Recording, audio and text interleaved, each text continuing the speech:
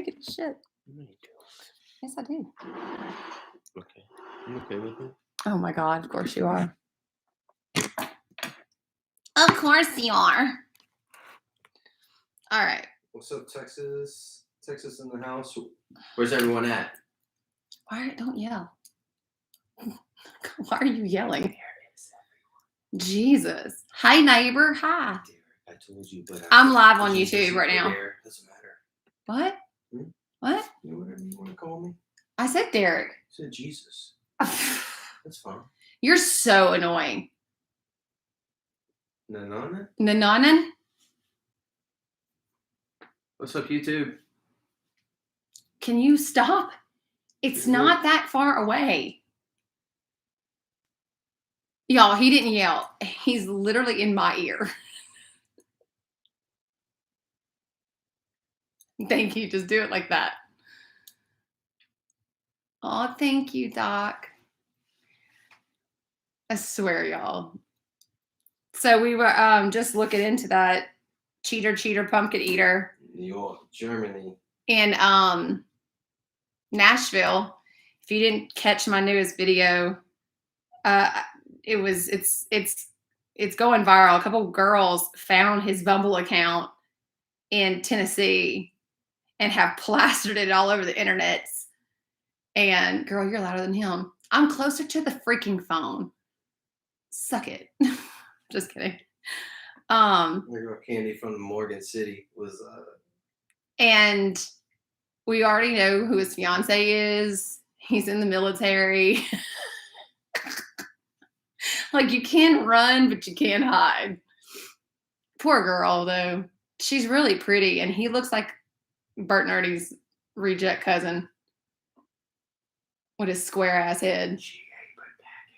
Like, I can't even deal. How you gonna cheat on a 10 when you like a -4? Like, what's the it's the audacity for me. You better be thinking, God, you can get somebody that hot. Oh, but no, let's just go. If I got 4 4s, that's a 16. You couldn't just go to the bar. You had to go put it on Bumble. And they're from Tennessee. So how did you think that was gonna go? You didn't think that one through. Different area code. No, I get it. It don't matter. It's so sad. It's just ridiculous. Like, be happy where you are or get out of your relationship. It is not that difficult. Like, I get it. You know, like, some people aren't ready for marriage. He should know. He used to cheat all the time. Not on me, because he ain't stupid. I'm scared. Like, then you go to your bachelor party, the thing that you're doing, you know, right before you get married, and to go find a hookup, like, Backpage don't exist anymore. Maya hasn't shipped your box yet. It's shipping tomorrow. Aw, why didn't mine ship? I thought it was going to ship Friday. Blink twice if you need help.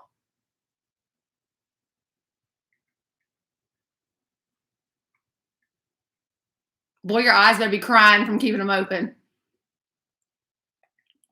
Liam said, if she finds out, she finds out. So stupid. My God. Hey, y'all. Hey, YouTube. I love it. He's not smart. This boy is about as dumb as a box of rocks.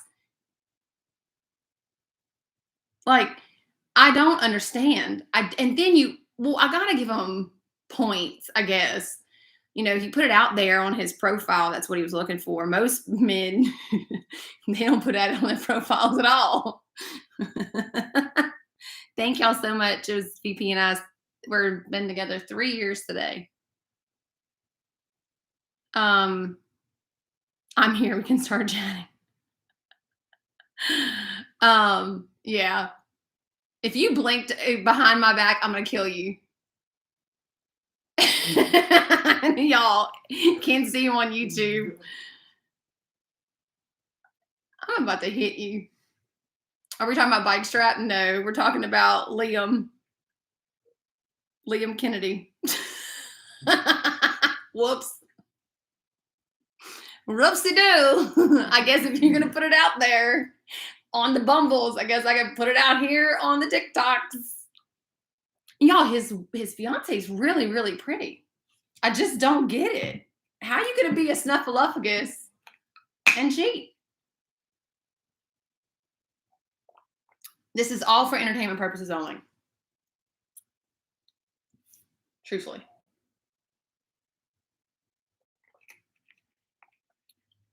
Allegedly. Supposedly. Is it supposedly or supposedly? Supposedly. Or dlee? Like supposedly. I can't say. Never mind. It's supposedly. Supposedly. I'm pretty sure it's his fiance. I'm almost 99.99999% sure because her Facebook went to private on the quick, and I'm not going to out who she is because that's just not fair. Mm-hmm. I'm sure she's overwhelmed. And then her relationship status went to private on the quick. And now she's back. And I have never in my life seen a man's Facebook on lockdown as much as this guy's Facebook is on like lockdown. Are your backpacks really $22?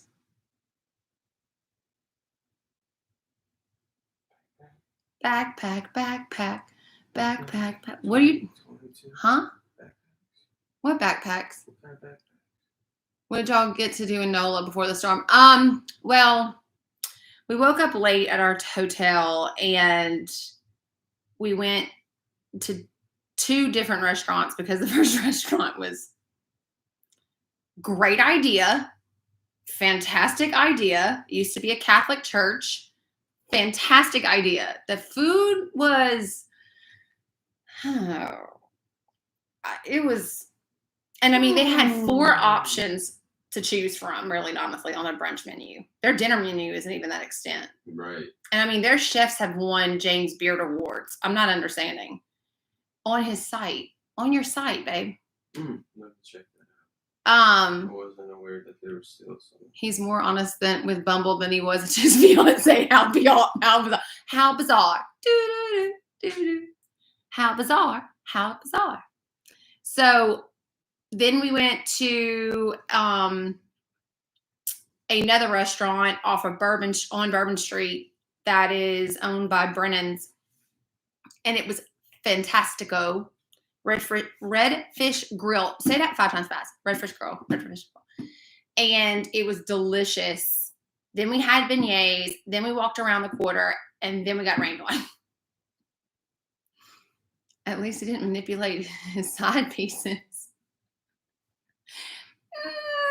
I can't say. We're not saying who the fiance is. That's not nice. She didn't ask for this. He asked for it because he put it out there. He was trying to be a hoe. And you can't make a hoe a housewife. You see, all what happened was my friend, he was just a little too nervous. So I was like, I'll do it for you. I'm not going to out her name. That's not nice. Not to mention, it's like she didn't do anything wrong. Mm-mm. What's his last name? Seymour Butts. I was on a Zoom for about 5 minutes to see your drink, and then my phone died. Yeah, we went to the Burgundy Bar last night. At the Saint Hotel, and let me just tell you, amazing. Our restaurant last night was amazing. We just can't pronounce it. It starts with a T, and it's at the Intercontinental Hotel. It was amazing. It was so good. The food was so good. I just wondered if she had a video on TikTok. No, she doesn't. I mean, not that we found anyway. I've scoured the internet for her, for a TikTok or an Instagram. Poor girl, probably going through hell. Yeah, and I mean, it looks like they've been together a while. And he's in, I allegedly, supposedly, he's in the military. Whack ass hoe. Poor girl's probably, yeah, it's bad. Peter and Paul? I don't know. What is that? Oh, Peter and Paul. Wait, what are you asking? I don't know what that is.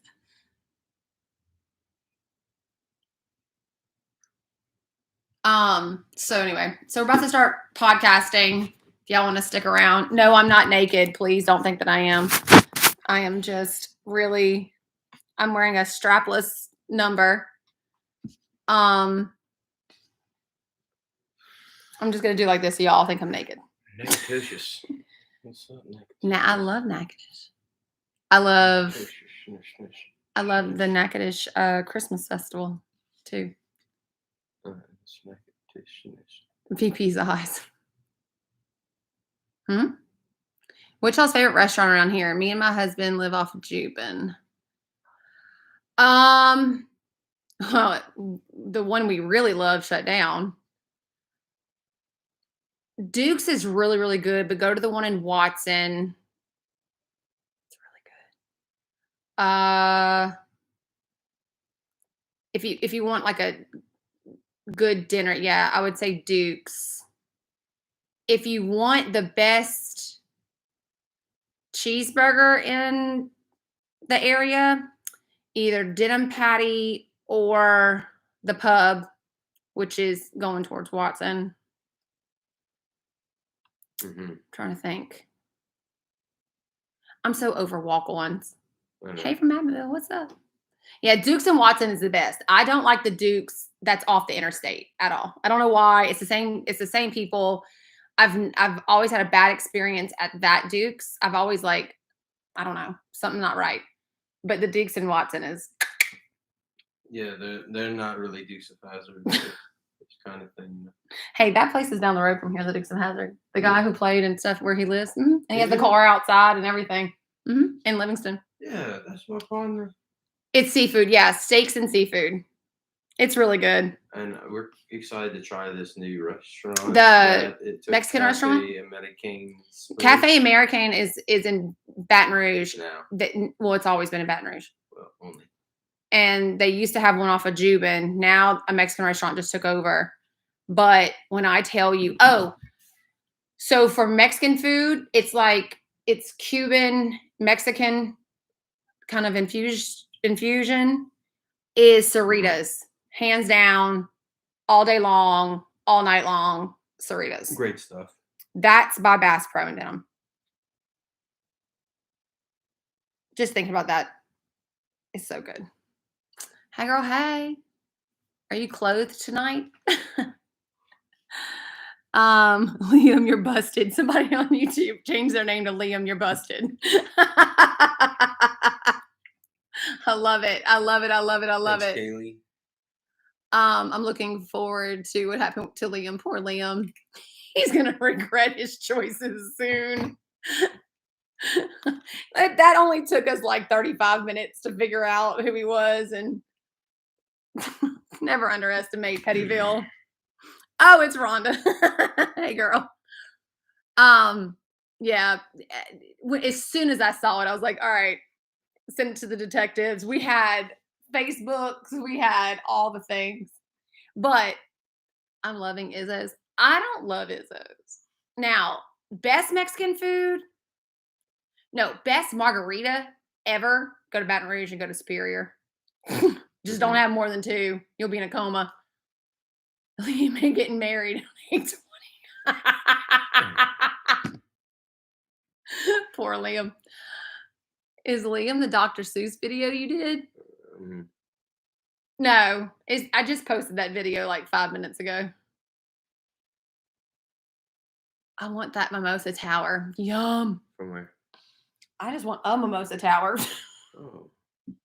I drank French 75s all day, and it was the best. Because I don't find I get a hangover with a French 75. And I drank nothing. Water. High quality H2O. Oh.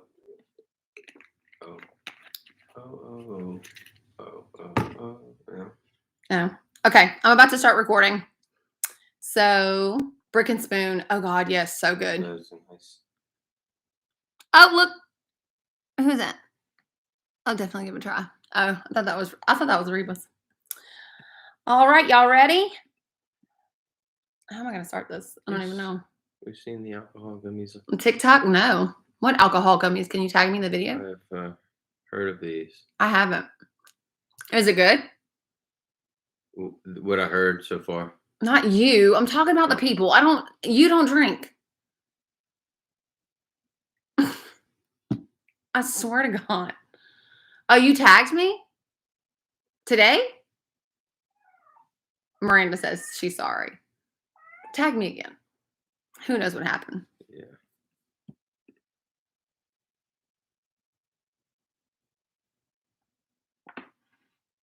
Okay, Miranda, you gotta chill. Yeah, you gotta. Meredith Miranda. How'd you get in here? Who let you in here? All right. You ready? Just realized I was showing y'all my armpit. Sorry, inches. All right, here we go.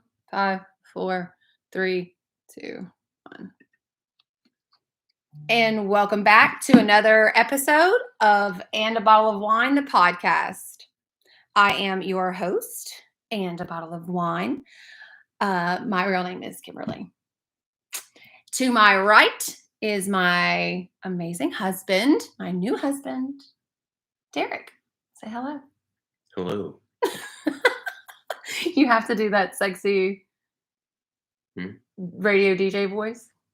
Is it that you don't like it? This isn't smooth jazz. This isn't 94.7 smooth jazz. Welcome to 94.5. I can't with you today. I really can't. But you already have. I know.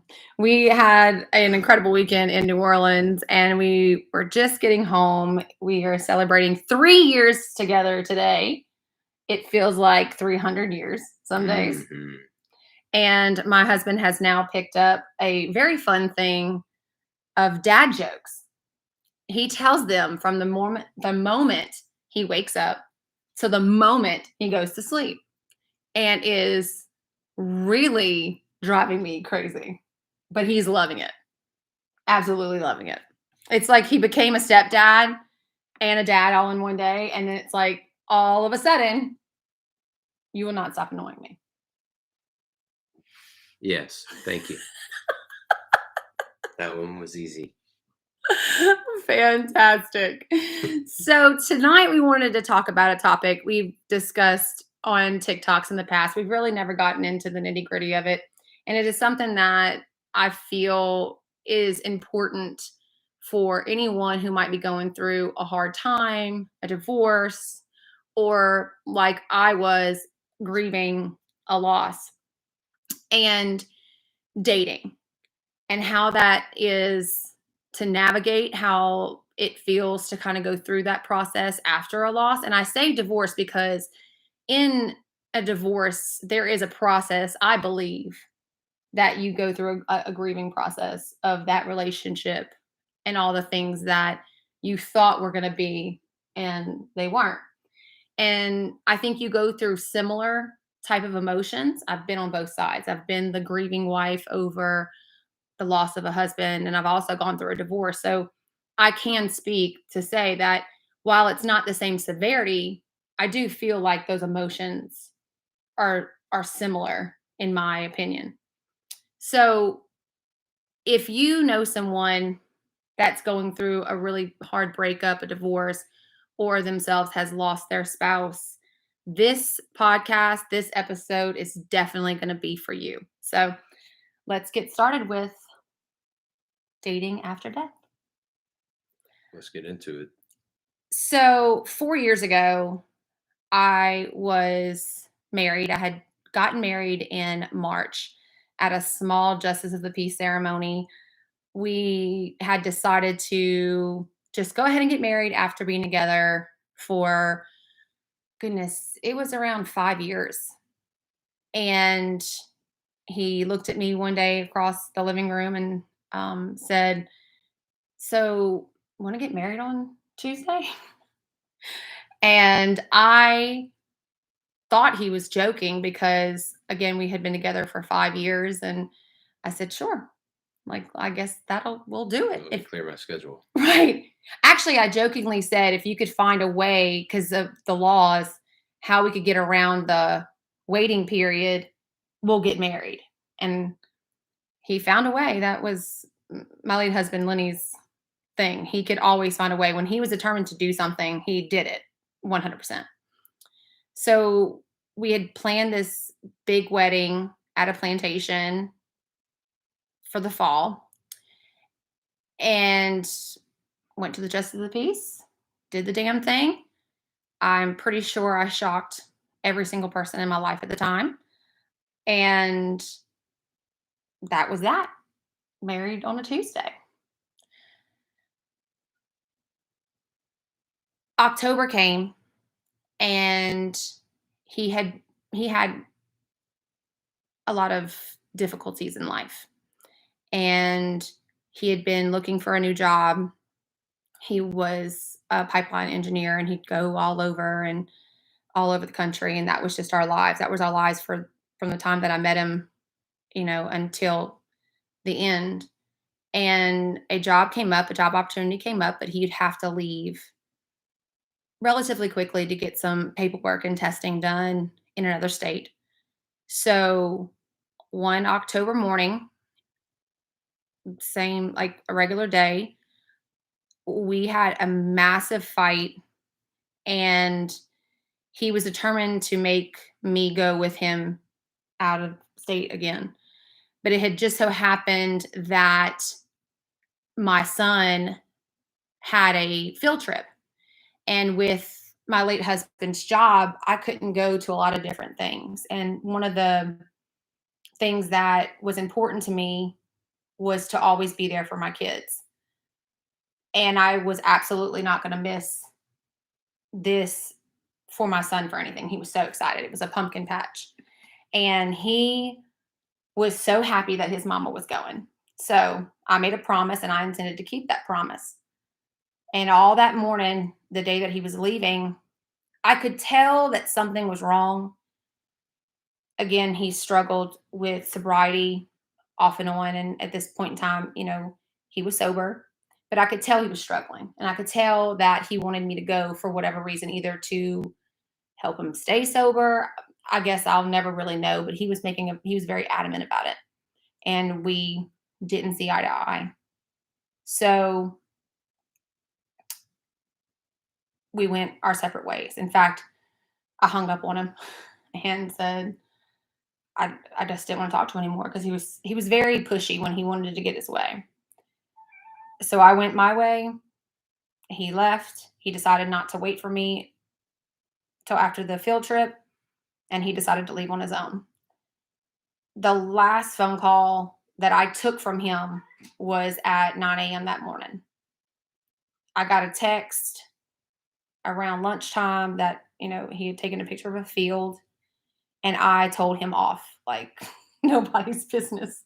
Because when I'm mad, and that's just how sometimes you have to be. And I went about my business, had lunch with my son. We had our field trip, and I went home. My older two children are for my ex husband. My youngest biological son is for my late husband and I. And my ex husband has always been in my youngest son's life. When his dad was always gone, when he'd pick up the older two kids, he always would ask to bring my youngest son. It just turned out to have he had another dad in his life. So that night, it was the older two kids' turn to go to their dad. So naturally, my youngest son went with them because he didn't like being away from his brother and sister. And that's how we did things. And I went to bed around 9:30. I got the knock on the door that changed my life forever. And it was the police to tell me that my husband was in a car accident and in Missouri. I immediately thought the worst, and I immediately asked the police if he was okay. And the officer that met me at the door actually knew me. He was the security guard at the apartment complex I lived in. And I could tell he wanted to tell me the truth, but protocol was for highway patrol in Missouri to tell me. And for whatever reason, the other police officer that was at my apartment that night couldn't get the phone number down. And finally, I looked at that officer in the face and I just grabbed him by the shoulders and said, I need you to tell me. Like, please don't let some stranger in another state tell me what I already knew in the back of my head just by how everybody was acting. Because the officers refused to leave me. They refused. It was very amazing how they handled the situation. It's like they knew. And I don't think that this is something any officer prepares for or is trained to do, Right. but it it did they did an amazing job. So after begging for him to tell me the truth, uh, he broke the news that my husband was killed. I fell apart naturally, and I fell to the ground, and that officer held me until my best friend showed up. Luckily, my best friends all lived in the same apartment complex as me, so they were the first there. And then I called my dad and my mom, and my mom was, God, she drove an hour and 45 minutes and probably less than an hour. That woman came through like with a vengeance. So after that, everything's pretty much a blur. And I went through this hard time. You know, it was very odd for me. I went through periods of just after, after the funeral happens and after you kind of settle down. I think that's why I tell people all the time I'm very protective of people who have gone through what I've gone through. And it's that lonely feeling that you get, that feeling of the the silence is too loud, everything is too loud, but this immense feeling like, how do I navigate being alone? And I've never been a person that could I never do well by myself. I've never ever done well alone. So almost too quickly, I had just this desperate need, and I use the word desperate because that's how it felt for me, to feel something other than sad all the time. I would have done anything to not feel alone. And it took me months to even sleep back in my bed. Like I couldn't even do that. So one day I decided, okay, I want somebody in my life. Granted, now that I've done therapy, I realize that it might have been a little too fast because it was just a few months later. And I got a lot of heat for that because I met somebody and it was very random. And we started hanging out. We went to a wedding together. And it was almost like everything I was feeling, I could ignore because someone had my attention, right? And I say that to say this.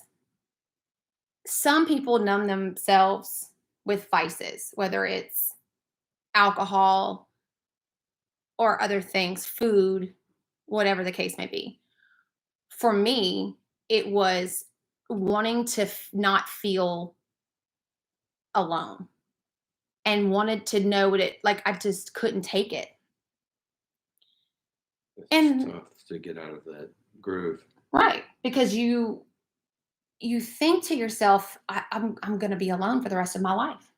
I- and those thoughts of, oh my God, I have 3 kids. I'm divorced. I'm now a widow. What the hell am I going to do? I was 35 years old. I didn't know what I was going to do. So that relationship ended as fast as it started. To put it mildly.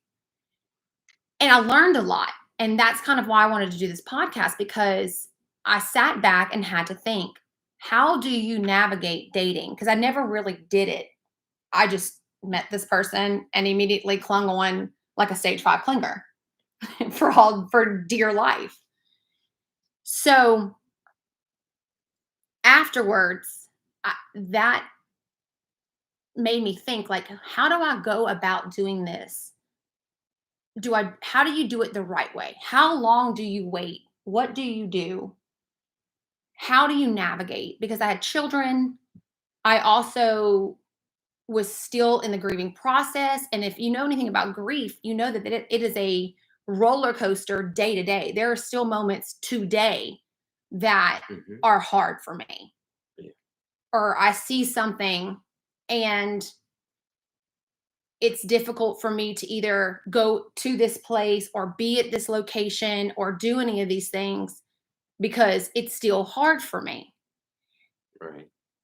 Also, how do you convince someone that you're ready if you ever do meet someone at a time that you're ready? And how do you incorporate what was with what is? Yeah.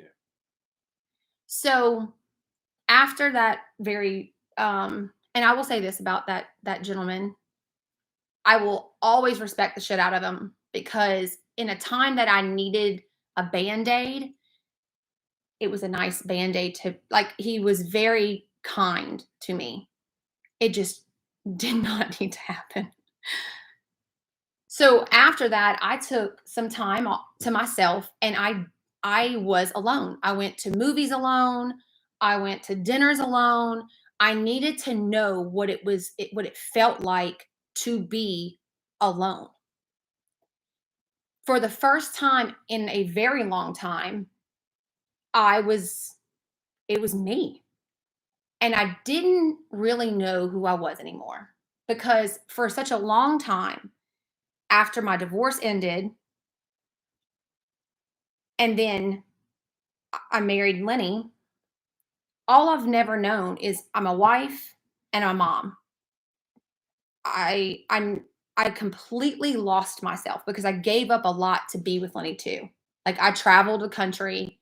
I was always helping him. He was battling his own demons, and I had to fix that. All of that happened, and then it all ended. So who am I in that process? You have to sit down as a widow. You wonder, like, what is that next step? Who am I after this? Who am I going to be? And where do I fit in to the world? Because honestly, nobody that I knew what to do with me. These grieving groups that I would join, these grieving spouses groups I would join, they were all 65 and older. They had been with their husbands for, 30 plus years. They were in a stage of life that I knew nothing about. And they looked at me like they didn't understand me either, because we were widows while we understood that we all had one thing in common. We couldn't have been further apart. Sure. I literally did not know what my place was in this world. So dating was extremely difficult for me. So I decided, be on your own. Be alone, be okay with being alone, go out with friends, get out there, try to relearn how to live, because for so long I didn't. And then I'm trying to help my children navigate grief. And it was all these things. So I needed some time to really get grounded. And when I did, I knew what I had to do, which was outline what it was that I really wanted. But that's also very hard Mm-hmm. because then you have to introduce someone in your life and realize, look, it's not a breakup. I didn't go through a breakup. I didn't go through a divorce. How do you incorporate knowing that and making somebody who's never been through that and never lost anyone at that level to understand that you still have their pictures on the wall? Right. Understand that sometimes you cry yourself to sleep. Sometimes it's hard to go to sleep. All of those things that weren't going to go away anytime soon, I needed the person that if I ended up in my next relationship to understand too, because it's normal. Absolutely. And to understand that, your children are going through that grieving process. How is someone going to come into my life and accept that and understand that? Mm-hmm. It's scary. It really, honest to God, is probably the scariest thing that I have ever been to. I'm sure it's just a roller coaster of emotions. You don't really understand because every day you don't really understand yourself. And when you'd wake up, you would be totally fine. How is someone going to accept that, love me through that, love my kids through that? It's a grief in itself, I truly feel, is a never-ending process. I don't think you ever stop grieving. And to know that is absolutely terrifying. I don't care if you lose a parent or if you lose a spouse or if you lose a sibling, you never stop grieving. So when we come back, I will talk a little bit about what boundaries I set up for myself and what it was that I was looking for with a new partner. You ready to come back? Let's do it. We'll be right back. You and that phone is buzzing like crazy. I'm never going to take it out the sound. You don't have a silent, like no vibration? I got the good vibration. Thank you. I'm trying so hard not to crack my voice. I try so hard not to cry. Right. This needs to charge. This is going to drive me crazy. Thank y'all. I'm not strong, honestly. You're so right, Kim. I cry and grieve for my sister. Oh my goodness, I'm so sorry. Love you too. Yeah, I know it's okay. I'm trying to get better about keeping my emotions in check. Can I see this for a second? Miranda Meredith, if you eat on these cords one more time, I'm going to take away your catnip. There we go. Mm-hmm. I'm like a genie. I'm a genie in a bottle. The way you deflected that argument. When I'm going through that, grief teaches us how strong you really are. That's a very honest statement. Oh my goodness, they met us in New Orleans. Oh yes, we took a picture together. I'm so happy that she came up to me. Not the catnip. My friends. Yeah.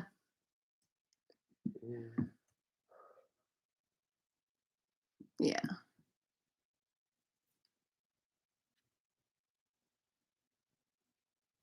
Yeah, being a widow is hard. All right, you ready to go back? Mm-hmm. All right. You gotta take that phone off the table. I love you, but don't put it back on there, please. Because it hits this and it's so loud. Mm-hmm. Wait till I play it back for you. Oh, I know. It's like She sent it to us. I said you were fangirling. She wasn't. She was so sweet. All right, ready? 3, 2. Are you take a sip? Mhm. Or do you want to wait 24 more minutes before I hit the record button? All right. And then I swear. I thought that was a full timeout. No? All right. Y'all can also give me pointers and tips if you think I'm not doing something right. All right. And we're back. We're back. We're back. So before we took the last break, I discussed how I became a widow and the process and how fast I had gotten another relationship and all the different emotions and things that are associated with that. Now I want to kind of discuss how to date when you have lost someone, whether it's a fiance, a husband, a boyfriend, what the next steps look like. And I really would like your perspective as someone that met somebody that lost her husband and how it was for you too, because I'm sure it was a great deal on you as well. Absolutely.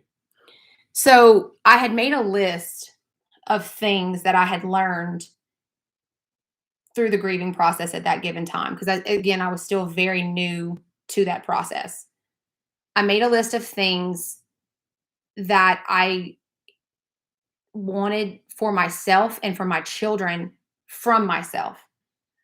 I still have the paper of the goals I needed to get to on my own. I wanted to prove to myself that I could do it and overcome. I had joined these Facebook groups of these grieving spouses. And I did that because, like I had said in the previous part, is that it was so hard to find your place because no one around me was a young widow. And additionally, the groups that I was going to, they were all, much older than I was. And then I didn't relate to anyone. So that in itself made me very angry. It made me mad because I was put in this stupid club that I didn't ask to be a part of. So I joined these Facebook groups from people that were all over the country that were going through the same thing as me. And they were all various ages and all various backgrounds. And the one thing that I noticed over and over again were that these men and women had been, they went through a death. They were in their grieving processes. But in the midst of it all, we're losing everything. I watched women and men lose their homes, their cars, families split up. They were all alone. And I was very fortunate. I had a great crew. My friends, my family, Lenny's friends and family, everyone rallied behind me. But it became very real to me that that's not the norm for a lot of people. And if this wasn't done this legal way, then all of a sudden they lost this. If this legal thing didn't do this, well, then they lost their house.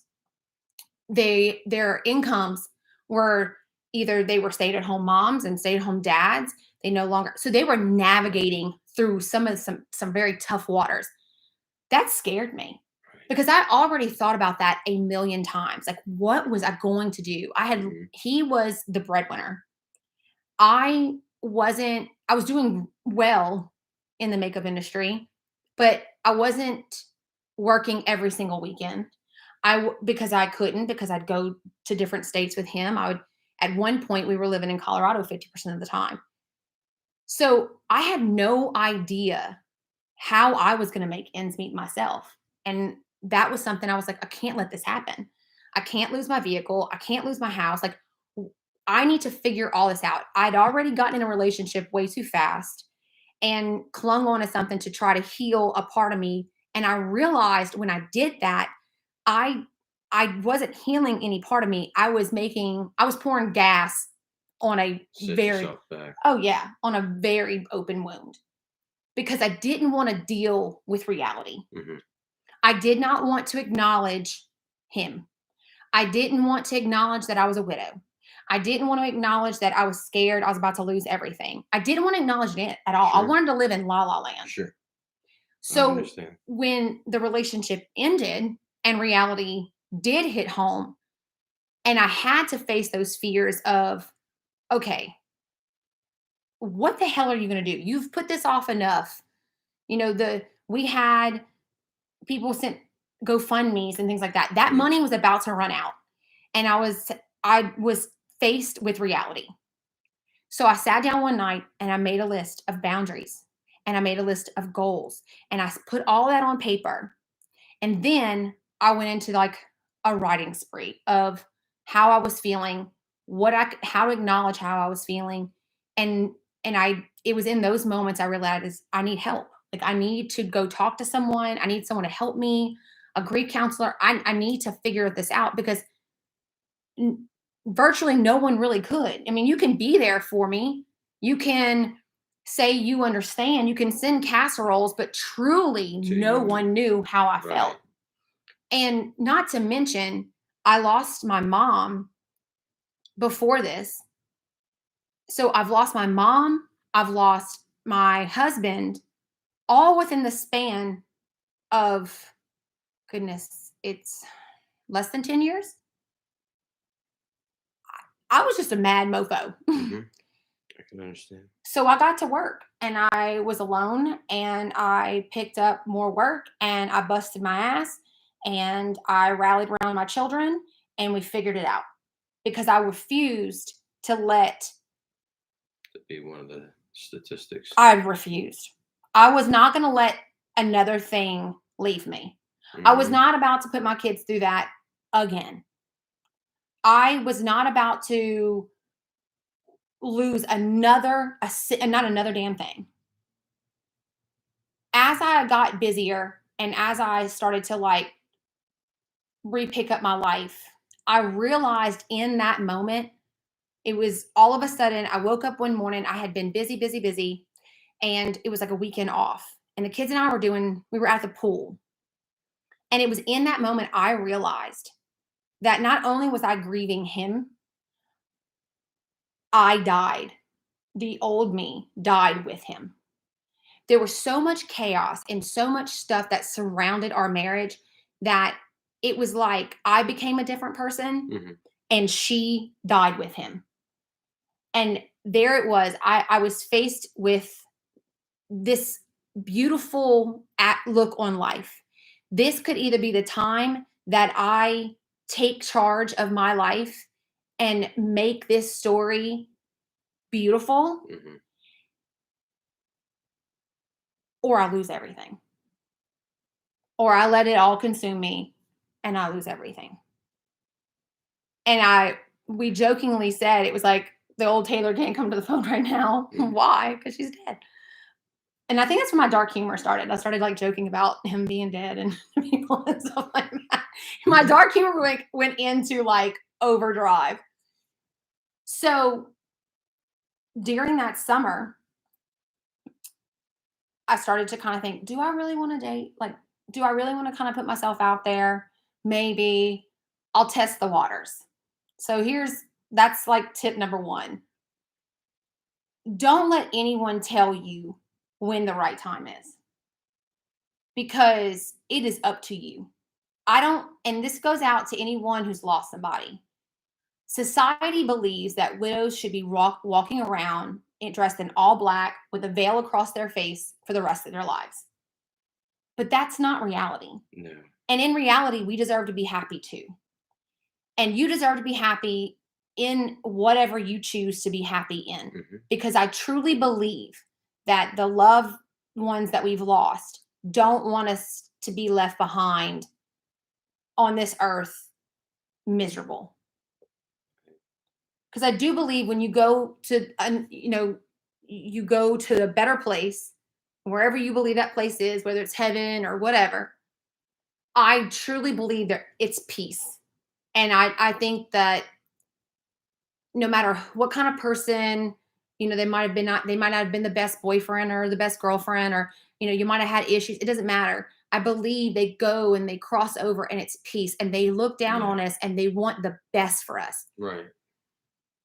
everyone thinks that widows should have a timeline. And I'm like, okay, so tell me, what does that timeline look What's like? it for you? Right. Is it 2 years? Is it 20 years? Like, when is it convenient for everyone else that you look at being happy again? Mhm. The hard part is that when you lose someone, it's typically the person you lost's family that is the hardest on you. And I say that to say this. The reason that happens a lot of time is when you start to move on with your life, it's another finality for the families. And I had to understand that my grieving process was not the same as his mom's, his brothers, his sisters, his cousins, and his friends. We were all navigating grief. We all lost the same person, but we were on way different paths. And I think everyone puts you in a bubble together. Like, y'all are all going through this together. And while you're going through it together, you're really not. Because they didn't go through the other stuff either. No. And they also, it's a different loss. Right. It's a loss of a son. It's a loss of a brother. Sure. I say that because I know what the loss of my mom felt like. It's painful. It's hard. It's terrifying. It's your worst nightmare. I lost my husband. It's painful. It's terrifying. It's the worst pain ever. But it's different. It just, I can't explain the difference. It's a difference. And I always got so angry because I was very much judged by members of his family. Not all of them, but some. And I'd always like look in the mirror and be like, it must be nice. You go to bed with someone every single night. Y'all all can go about your lives and date and, go to bars and meet people, get on, whatever app you want to get on. And no one looks at you different. But the world, when someone is a widow, it's like the world is staring at you. Mm-hmm. And it's judgment. Sure. Every move you make, if you buy something new, oh, what is she doing with her money? Mm. Is she smart? Is she thinking? Oh, she's dating? Oh, well, it's been far too soon. You must have not loved him. That's what people, and let me tell you, they're not shy with their opinions. You see it on social media, you hear rumors, people look at you different because everyone's got a lot to say. But I always had to take a step back and say, you have no idea how this feels. Right. Being alone doesn't feel too hot. And it's not only that. Again, they're going home to their boyfriends and girlfriends and free dating life, free single life, husbands and wives, and they're doing all those things. And how lucky are they to not know how I feel? Right. Yeah. Imagine. And so the anger very much grew because not only did I not choose this, but how dare everyone put their eyes on me all the time? Sure. You don't need a babysitter. No. So if you're going through this process, understand. And I say this with divorces because it's the same thing with a divorcee, especially when that person may not have wanted the divorce and they choose to maybe dip their toe in the dating pond. Divorcees are also looked at like, oh, the first one to move on. Well, that person must have cheated. You gotta have empathy. But society typically doesn't. Right. Society looks at you like you should be doing all these other things than what you're doing. And it's never good enough. Sometimes that empathy has to come from the other side who lost their significant other. Mm-hmm. Because just like they don't know what you're going through, you don't know what there is. But in the way they're handling it, obviously isn't right. But I guess at the end of the day, you still have to be empathetic for other people in their situation. I think when you're the widow, though, right. I think when you're the widow, people think that if you're thinking about moving on, suddenly you must be forgetting about your spouse, your late spouse or your late partner. They think that you're going to stop, you're going to forget about them already. And I think that that's where it's their grief talking a lot of the time, or it's just busybodies. But that couldn't be further from the truth, because what they didn't know, if I didn't talk about it on social media, people thought I was okay. When in reality, I had cried myself to sleep every night that week for whatever reason. Or they didn't know that I broke every dish in my home in a rage and the police showed up to make sure I was okay. You know, those are the things that nobody else saw. And I think friends and family of the deceased, a lot of the time, if they see you smiling too much or moving on, and I'm not saying all, I'm saying some do this, they think, oh, she's over it or he's over it. They don't care anymore. They must be done. And let me tell you, that's not true. There is a way to honor your past, but move on with your future. So I think that's the other thing I need. If you're going through a divorce or a hard breakup and you're grieving that loss, or you've lost somebody, understand that it's not your job to tell everyone that you're still hurting. You don't have to. If you want to, that's great. But it is not your job to make everybody understand your pain, because sometimes you don't know your pain. That can get exhausting, I'm sure. It's extremely exhausting. But at the same time, we owe it to no one. Mm. Absolutely no one. It's your loss. Right. It's their loss too, but it's got to be handled differently.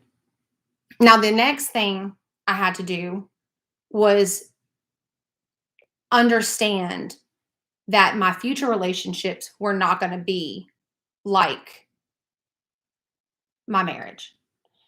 I had to learn from my mistakes. I had to take all the good, but I had to understand that this new chapter, whoever came into my life and stuck there, was never going to be. I had to understand that I needed to make new memories, and not everything was going to feel the same, and not everything was going to look the same, because this was going to be an entirely different situation.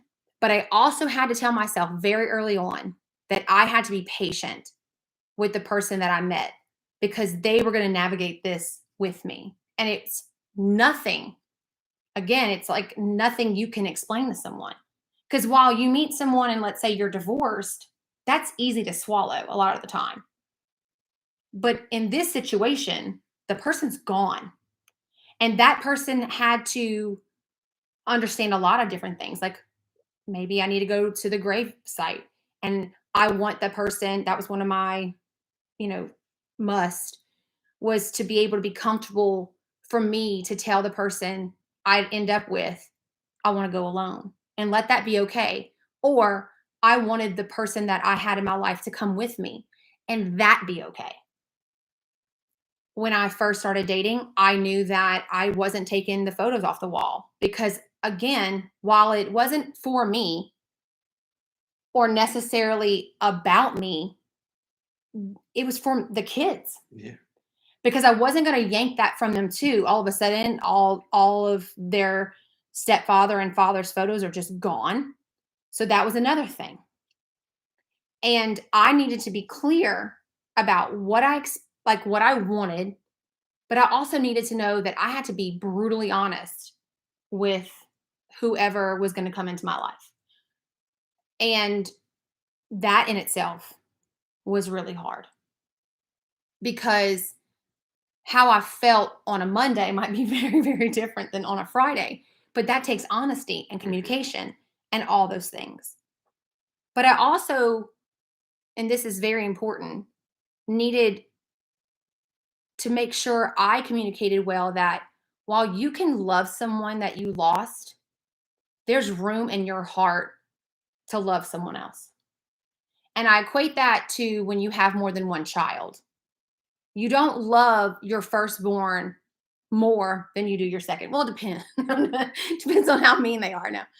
But you don't. Your heart grows. So then your heart will grow again for your third and your fourth child. So I needed to make someone understand that while I lost someone I love very, very much, I still had a lot of love to give. So when I was ready, I did just that. I started to slowly go on dates, and they were nightmares. Um, I would go out. I would, try to be a normal member of society, and sometimes it went well, and sometimes I got ghosted. And you know, for a lot of men, and I say a lot of men, I make it sound like I was like running a brothel. All these different men just running in my house, lining up, like next, pounding at the door just to date me. pull the numbers, sit down. Right, like I was the Bachelorette. Um, but a lot of the dates I went on, as soon as they found out I was a widow, they did not want to have anything to do with me after that. It was the weirdest thing. I'm like, wait, is it me? No, it's just the ghost. It's like, it's just, oh no, it's the dead guy. And I'm like, but it's not. Okay. And I'd never hear from them again. It was the weirdest thing. It was strange. It was very strange. And there's a lot of strange men in the dating pool in your 30s. I'm with you.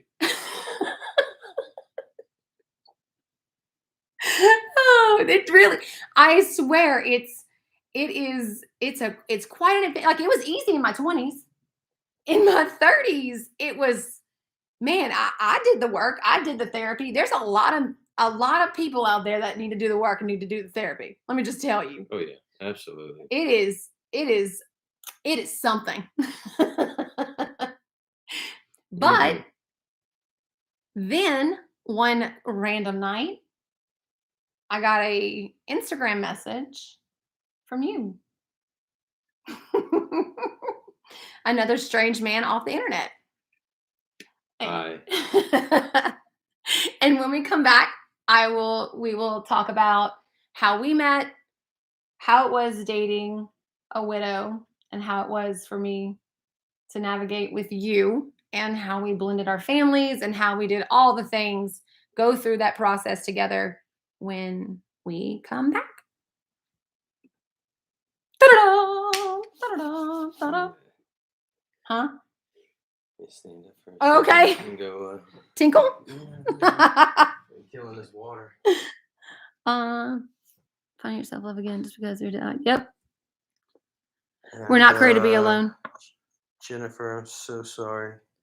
Kim and Derek, I going tagged through you in the this. gummy video. Thank you. Oh, y'all are so sweet. I will follow y'all. I will follow everyone who sends gifts. Y'all are so sweet. This is really not easy to do. No. I've talked about it, but at the same time, can Derek please speak a little louder? No, I told him to stop yelling. Just kidding. Yeah, I can tell him to speak up. Well, the microphone's right here, and it sounds very loud when we talk, so it's weird. But yes, I will make him speak up. Can you speak into the microphone, please? I love the side of y'all. Thank you, Alicia. I have found it the same since I've become a widow, educating us who have not experienced it. Look, my armpit's all in this camera. I really appreciate y'all saying this because this is hella hard. And I'm gonna tell you this, even talking about it right now is bringing up some very old wounds that I thought I had kind of gotten past. I'm doing all this, but I feel some of this from my best friend, and I feel like I can help her.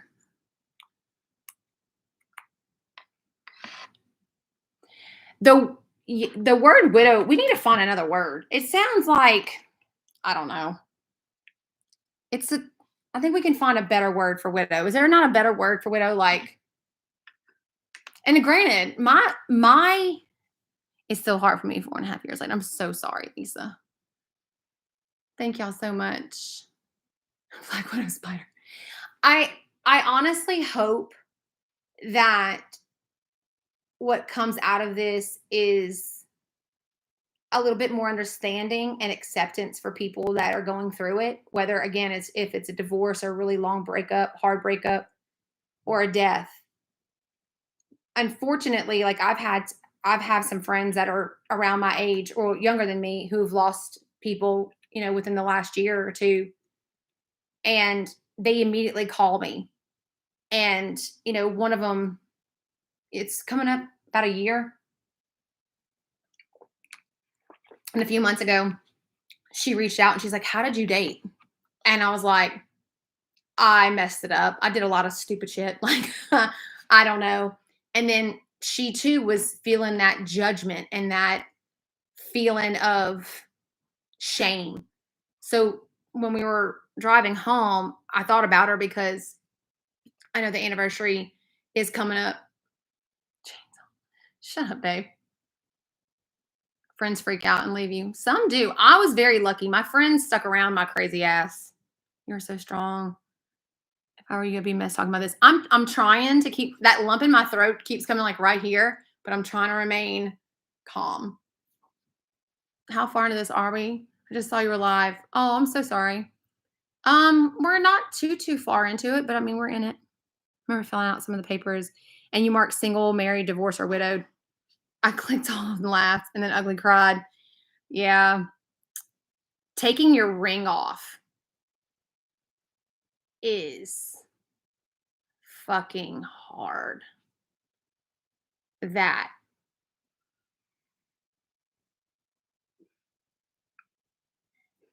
sucks. But I like did it like it was like ripping off a band-aid. I had to do it. Like one day I said, I can't do this because then people look at you like you're married and then you're not, but you're not really divorced. It's like, it's on YouTube.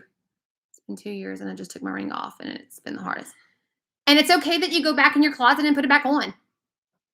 It's okay. It's okay that you want to keep it. It's okay if you want to make it into earrings. It's okay to do all of it. You do what you want with it. Do you have any PTSD when your new husband leaves?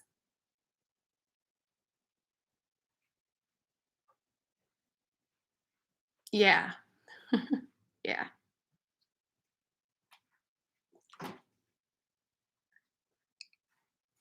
Yeah, I do. It's really not my proudest thing, but this makes me feel a little guilty for judging my sister, but very, very little. Oh, I don't know what happened with your sister. I'm sorry. Yeah. The one thing I will never do again is hang up on someone. I will say bye at least. That's one thing I've never gotten over.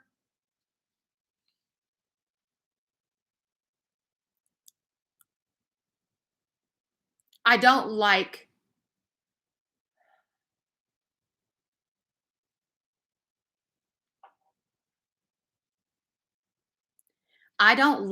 how that day went at all. I really wish, and I think everybody says that. I really wish that I could undo a lot of my mistakes as far as my anger, because I had a lot of anger built up for various reasons with him.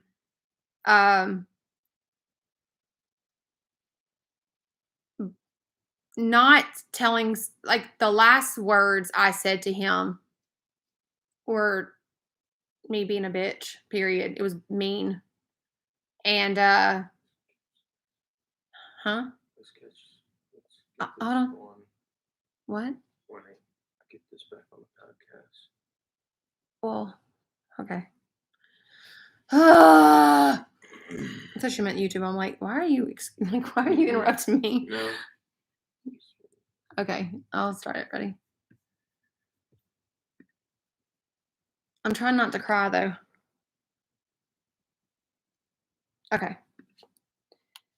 Okay, and we're back. So during the break, we were talking about some of the hard moments that you go through, and I was talking about how hard it is, like, for the first time when you take your ring off and those situations, but that something that I didn't address just previously was, and it was brought as a question, and if you don't know, we go live when we record these podcasts on YouTube and on TikTok, and one of my amazing followers asked if I have any PTSD today when my husband now leaves. And to be quite honest, yes, um, that was something else. That was a boundary, or one of my musts I had to learn from in when I was writing, was that I refuse to let any argument get to the point where if I left or the person I ended up with left, I didn't at least say goodbye or I love you. I never not say I love you. Mm. And it is a big deal to me to this day. Yeah. I struggle now with how I handled the argument between me and my late husband. I play that day over in my head a lot because I could have chose a better way of ending the conversation. I just let my anger and my selfish feelings about how he was handling talking to me get the best of me. And even that afternoon when he sent me a text of a picture, and I'd stated, earlier in the podcast, I said how I text him back. He sent a picture of a field, and he's like, "I wish I was holding your hand." And my response was this long, drawn out paragraph, which you've come to love about me when I get mad. But the last sentence I said, it was like almost like foreshadowing what was happening. But the last sentence in the text said, because he chose to leave, he chose to get on the road and not wait until after the field trip was over, was you left without saying goodbye. You should never leave without telling your wife goodbye. Something to that effect. And I didn't hear from him after that. And 3 hours later, he was killed. So now I've had to, it's a deal breaker for me. Not so much of a deal breaker, but it is a source of contention and something I will argue with about is, number one, always say I love you, even in those moments that you don't love someone. Say you love them. It's hard to love people in the hard times. It's hard to love people in arguments, but you got to say it anyway, because sometimes you may leave something with that last nasty word, and it is a pain that I would not wish on anyone. Additionally, another thing that I'm big about, and I not only with my husband, but with my friends and stuff like that, is telling me where you are. So like if you're leaving somewhere, let me know that you're leaving and let me know that you arrived. I don't know, it's a trigger for me. It's very hard for me to deal with. I feel like the not knowing or not understanding where you are, it brings back up a lot of hard stuff. So I'm very big about, I've got to know. Like, please just tell me that, you've made it to where you are safe. But I will never argue with someone and not let them know that I love them, because I never want another person to leave me and not know how I feel.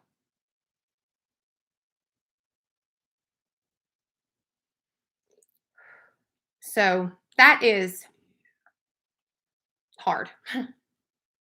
Yeah. So, I mean, it's hard. It's hard to hear that and not be empathetic. Yeah. For anyone. we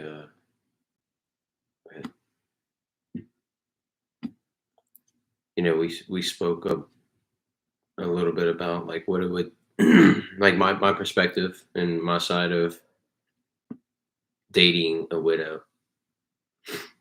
When I first heard that you were a widow, I was excited because I was Well, never before I you never well before you tell him that, you have to tell him how we met.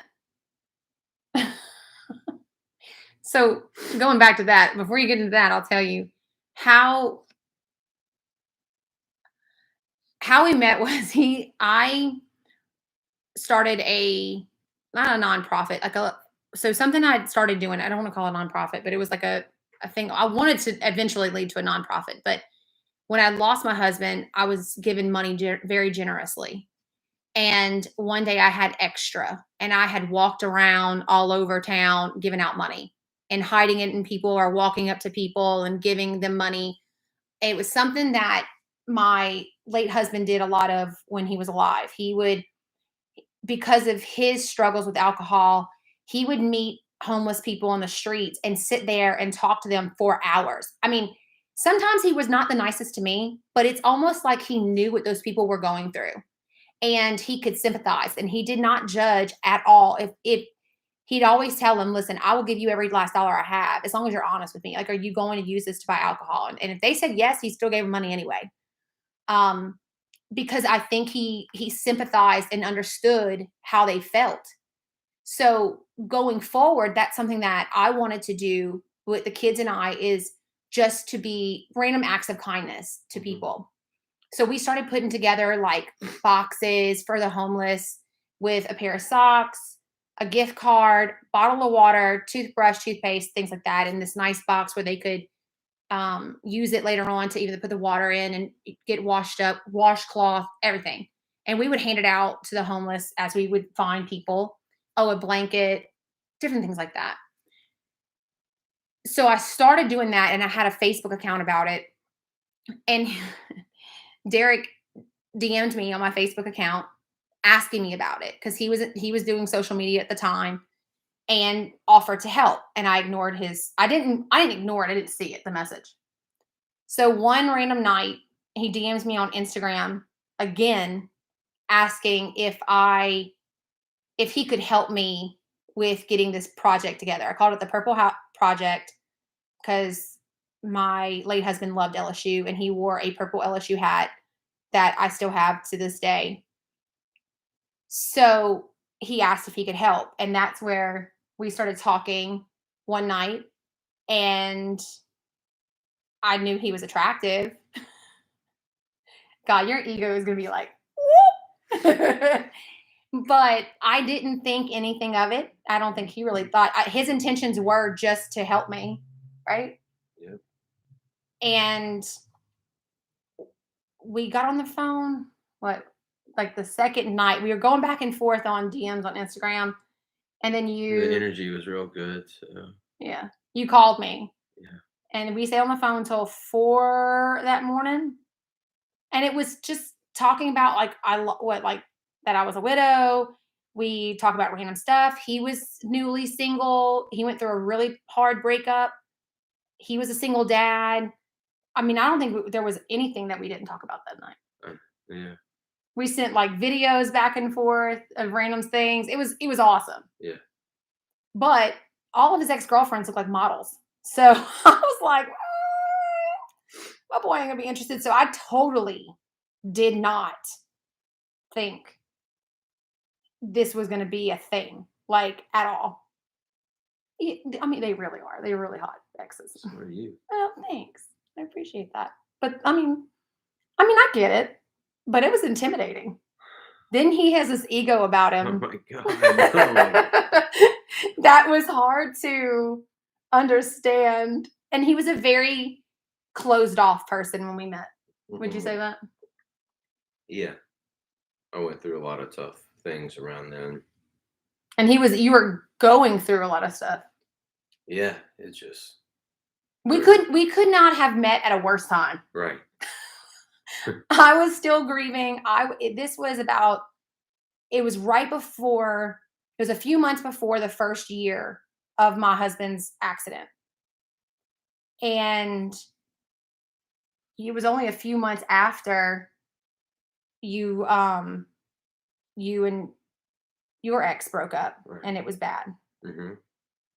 So one day we just decided like to start hanging out, and I don't think we ever stopped hanging out.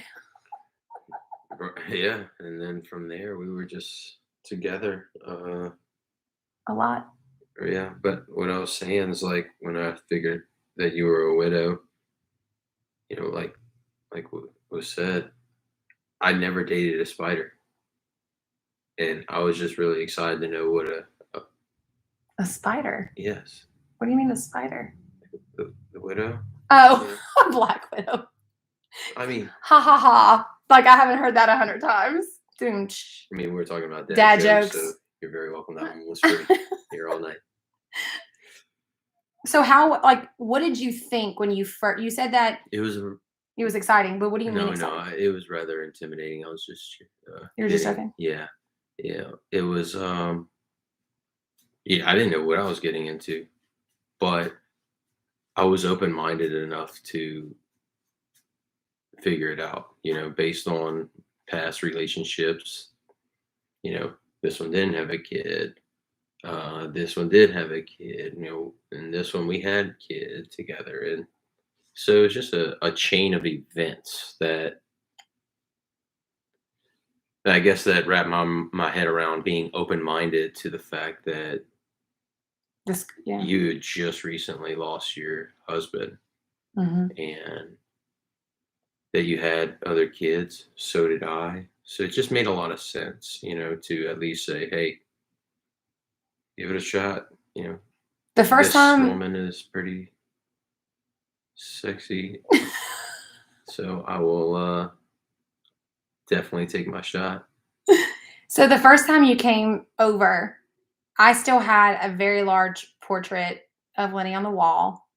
We still had like the stuff from our wedding hanging up with our wedding date on the Mhm. wall. I hadn't touched anything. Right. Not a damn thing. I still had our wedding pictures up.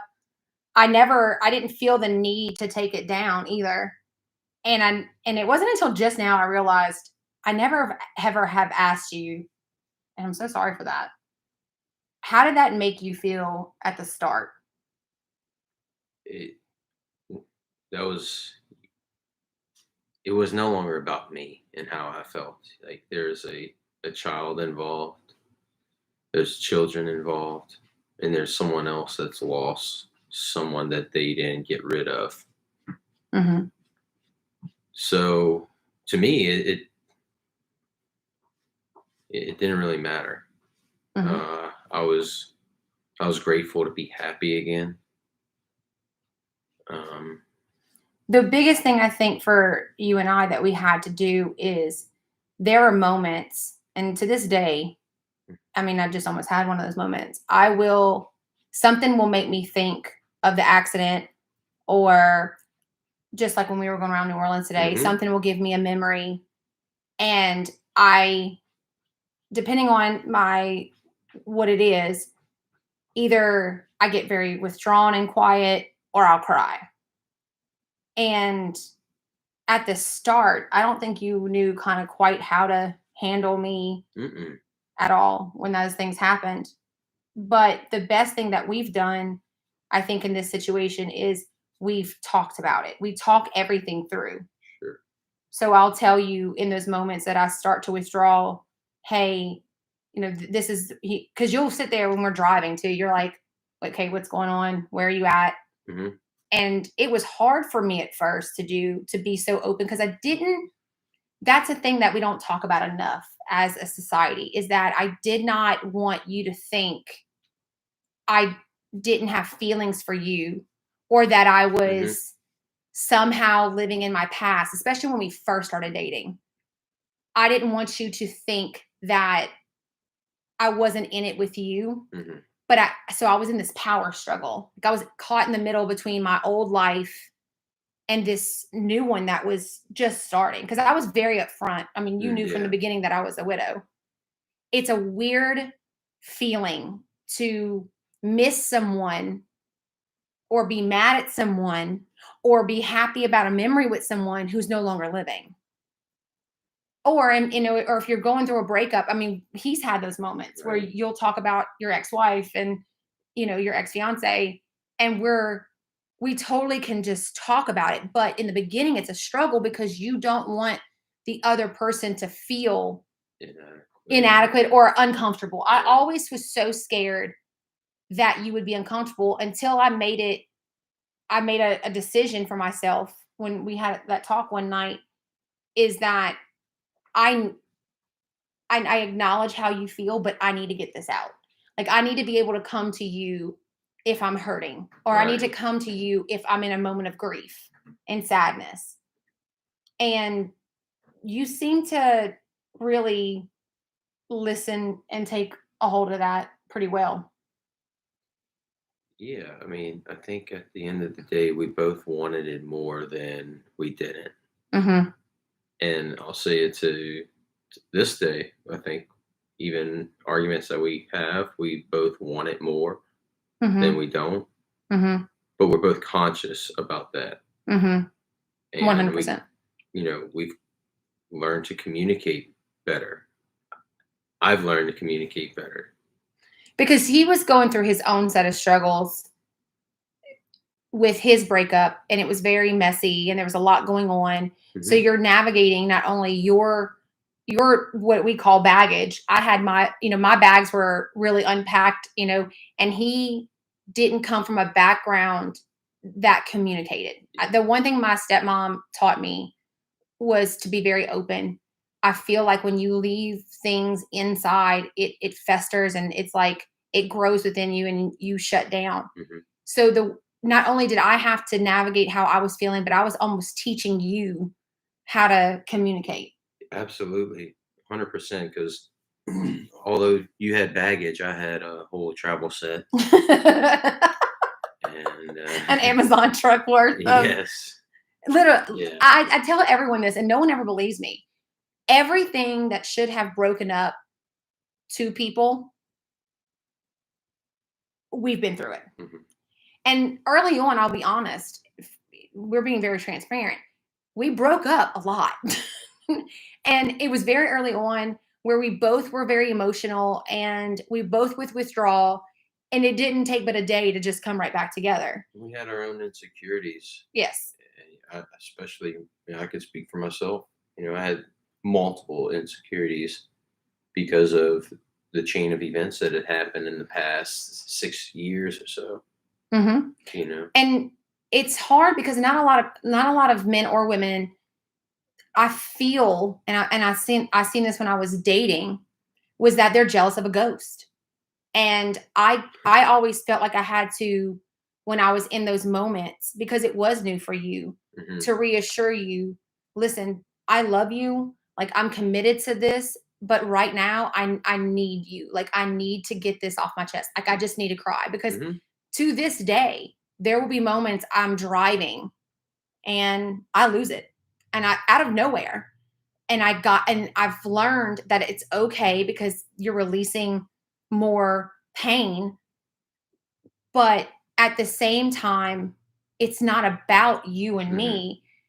I'm still healing. And I think, like I said earlier, I think you're always going to heal, hmm, because it's a wound that's nothing like I've ever known. And I think that's where my dark humor comes from about it, is it's a coping mechanism to some degree. sure, But I always felt like, okay, I'm letting you know, like I'm having this moment. This is what it's about. It's not about you and me. I've got it. I've had to be open about it. And right, and it was hard for us yeah, at first to yeah, learn how to communicate better, to make it better. But we got to that point where it became very comfortable to talk about not only the stuff that was going on with me and heal my past, but stuff that was going on with him and help him heal from his past. hmm, Now, I'd like to talk about, and if you are open to it, when we come back, about the first time the kids lost it with you and how you handled yourself. So when we come back, we'll discuss that. okay, yeah.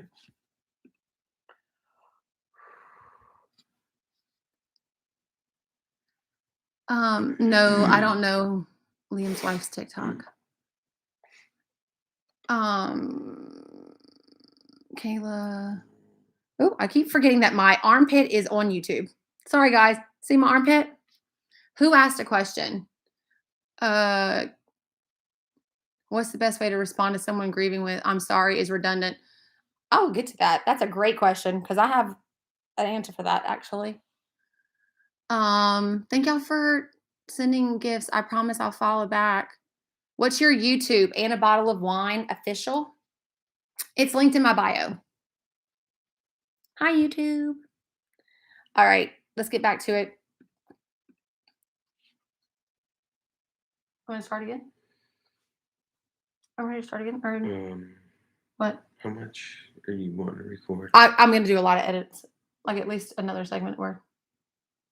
Okay. Why? Because it's only. Yeah. I only have. Because I'm going to end up. These are only 20, 40. It's like probably one more. Is that good? Okay. Is it okay? Yeah. You tired? Yeah. I'm I have to. going to drive. Be up super early. We've got to finish this. It's important. Oh. Can't leave them on a cliffhanger. Now everyone's going to YouTube. That's fine. I'm going to YouTube. You're walking around? Yes. Okay, I'll give you 5 minutes. Stinky stinkertons. Jump up and down. Do some jumping jacks. Push-ups.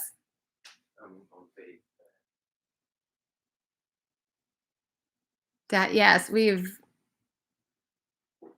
didn't have his nap today. He did not have his nap today. I could see it in his eyes. He is so tired.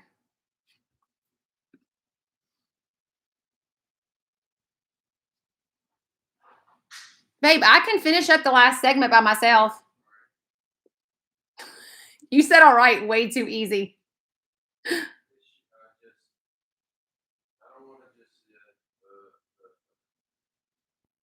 Well, no, this part I kind of can you like just do this last part and then I'll finish it up myself?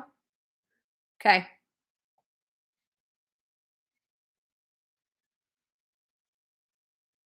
Yeah, this is so time consuming. No one understands how much work goes into a podcast. Like it is a lot of work. It's hard. FYP girl, thank you. Just thank you, Amazon. It's my eat a lot of carb stress.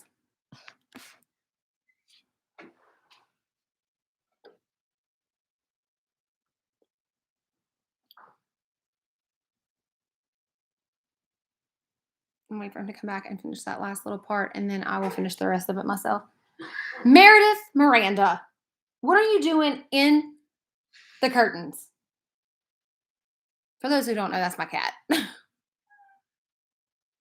was going to sleep early, then I got a notification for a live on YouTube. Today's video with the shirt was the 2021 version of the jacket. Oh, yes. He's such a gentleman. He really is. He can be such a butthole, but my God, he is very, the one thing I love about him that no one I've ever been with has ever done. Like we're in public places. He's very, he's always making sure to make sure his hand's on my back or something like that. It's awesome. Making sure that I'm okay. Like watch out for that puddle or watch out for that step. Like he's so awesome. Okay. We'll get to this last part and then you okay there, champ? Meanie money mo. All right, ready? 3, 2, 1. Okay, we're back. And we left off, the last thing we talked about was, and what we're going to talk about next is the first time that you had to help the kids navigate through grief. Something that we take on as a family is that we are very open to let them talk about losing their stepdad and their dad. But my youngest son is for my late husband. And I don't think he fully remembers everything about his dad, but it's hard on him. It comes out in a lot of different ways because he's so much like his dad. One of the things that we had to do, and this is something that you did. Do you want to talk about his birthday gift? He was having my youngest son was having a hard time right before his birthday. We could tell he was acting out more. He was, gosh, how old was he? 5. He was turning 5, right? Yeah. Yeah, he was turning 5.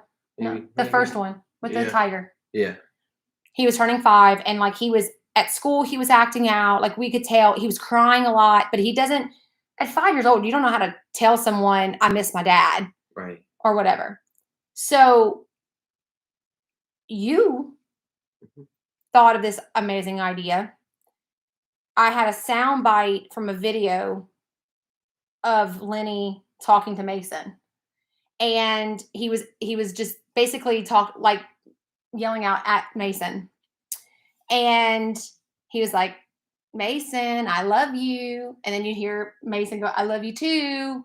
And he's like, what he said? Thank you. He says, thank you. And then you hear Mason go, you're welcome. It's very cute. A friend of mine took that sound from that video that it was random. I didn't even know that existed. It was on certain things from the accident. And I'll get into his accident and on another podcast. But the force of the accident, he was going very, very fast and he hit an 18-wheeler head on. I lost a lot of other things. The 2 things that stayed intact, because it was like a 2-mile radius of debris, was his laptop and his cell phone. And that video was on his cell phone. So a friend of mine edited out Mason talking. So it's a clear, like one consecutive statement of Lenny speaking to Mason. And do you want to tell this next part? Yeah. So we thought it'd be a great idea to go to the Build-A-Bear in the mall and get him an LSU, or a tiger, but if it's a tiger, then It's LSU. So go Tigers. Yes. Yep. And so we Not we, me you. me and our youngest went rolling, and at that time our youngest was Bay. Yeah, he was So just he was 2. tough to deal with in the Build-A-Bear because he wanted everything run around everywhere, and Hey, he I was left a with a Mickey Mouse. pushover dad, so he could do what he wants. He left with a Mickey and a Mickey Right, car. right. And by the way, he's talking about my stepson, his biological son. Yes, but so we got him the bear. It took like forever because it kept messing up, and it just didn't want to happen until we went, and the lady helped us put it on there, and it sounded perfect. Clear as day. Yeah. And so we waited till his birthday party that weekend. Mm-hmm. And when he opened it, he was so excited to get a tiger. I don't know. It was, you just swore he was just excited. And this was a new step for us. We invited my late husband's mom and my late husband's sister and their families to the birthday party because it was the first birthday that we had after my husband passed. And I remember he picked it up and he was excited. And we're like, okay, squeeze it. And when you squeezed it, the voice comes out. And I'll have to share this video on TikTok one day. His face lit up. And he was like, that's my dad. That's my dad. And I remember looking at you, and there was we were all crying, and I remember looking because you had taken a step back away from everybody. You let my late husband's family surround me and my son, and our son, but my son and the kids, my ex-husband and his wife. You let us have that moment of grief together because we had gone through it. And I remember looking straight at you, and you smiled at me and you were crying. And I knew in that moment that, one, I don't think I could have ever loved you more for doing that for him, but how far we had come together grieving it through my grief process, to know that you did that on your own. You went out and you did that for him. And I don't think you even understood what you were doing at that moment until you saw his face. And it was like something snapped in him. He smiled. It was like he needed that. He needed to hear his daddy. And because we have books, we have picture books. They're all over the house. They're all over our new house.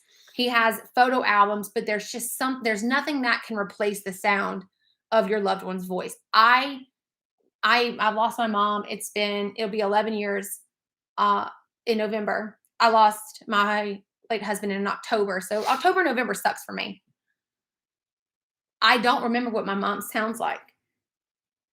And that's very hard because you think that you'll always remember, but you don't. And he drags that tiger everywhere. One day he did something to the sound button thing and it recorded over his dad's voice. And I will never forget the sheer panic. And he was losing it. He was crying. It was like his dad had left him all over again. And you rushed to Build-A-Bear and with the phone and had it all re-recorded and him sewn up because he had slept with it and drug it around so much that it came unsewn. When the older two kids who know, or especially my daughter, who understand it, you're always willing to listen to them. Uh-huh. And they also felt at first like they couldn't talk about it with you. Of course, it's new. Because it's new. You don't want to offend the other person, but right. So, but now you've sat down with them and said, "Listen, I know you're going through a hard time. This is what it is. You've communicated it well." Yeah, that's the hardest part is going to bed, and then your kid walking in crying saying, "I miss my dad." I can't keep shit together. So I'll turn the other way for a second, and mom is a hero like all the time because I'm just a big baby. No. We try our best not to get overly emotional because I want him to feel his own emotion. Right. And we've learned that when he's in those moments, I got to let him talk through it. He can't see me get upset because then it makes it worse. A lot with this is just my experience with, our child it's not everyone's experience, but with him, he tends to feel he's an empath like I am. And it makes it worse. So I have got to get strong and say, okay, what is it that you miss right now? And he remembers the same memory over and over and over again because it's the last memory I think he has tangible of his dad. But we've learned to go to the kids and say, you're welcome to talk about this. Keep talking about this. We need it to be okay. My daughter, the day of my late husband's funeral, the last time she saw her stepdad was 2 days.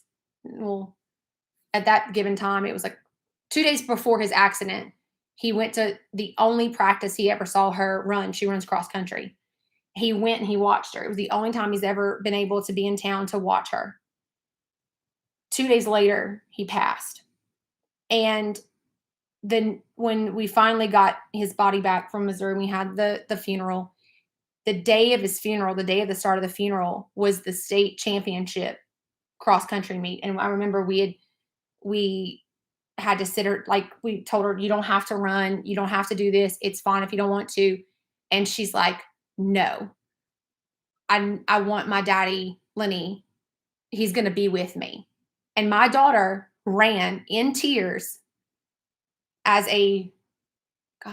she was in 4th grade. Yeah, 4th grade, ran her little heart out to the finish line and finished in the top 10 and lost it.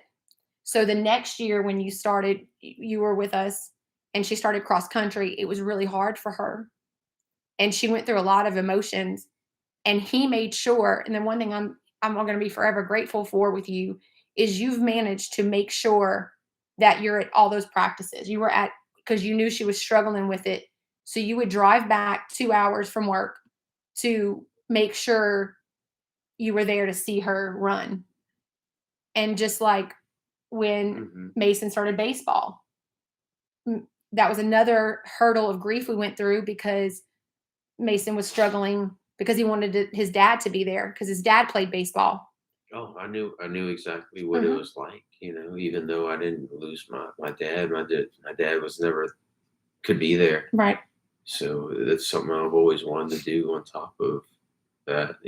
And you immediately, when Mason was going through that, you made it a way to make it comfortable. Like your dad's still there. You just can't see him. Mm-hmm. And then the next thing I know, he's the assistant coach on the damn team to make sure he, and he had, my ex-husband's a terrific father for all three of those kids. But it's like I've tried to explain to other people, while he'll look out in the crowd and see the men in his life, because like I've said in the previous start of the podcast, my ex-husband took on a father role at a very young age for Mason. And to this day, if you ask him how many children he has 3. When he met his now wife, he told him, I have 3 kids. He doesn't look at my son any different. And it's amazing. It's the one blessing in disguise. And then when Lenny died, my ex-husband sat right behind me at the funeral because the kids were right next to me. Like I said, we try to do things the right way. But there's something about looking into and I know this because of losing my own mother, when you can see a sea of people, but you don't see the person, it's a weird feeling. You're grateful for the people that are there, but it's sad because and it's already hard enough. Kids don't understand death. They don't understand the finality. They don't understand that it's not a phone call away. It's not a, you can go to heaven, pick them up, and they can come back, and then they go back. Right. It's still a struggle, and it's been 4 years, and we still, in a couple months, we do something every year for the anniversary.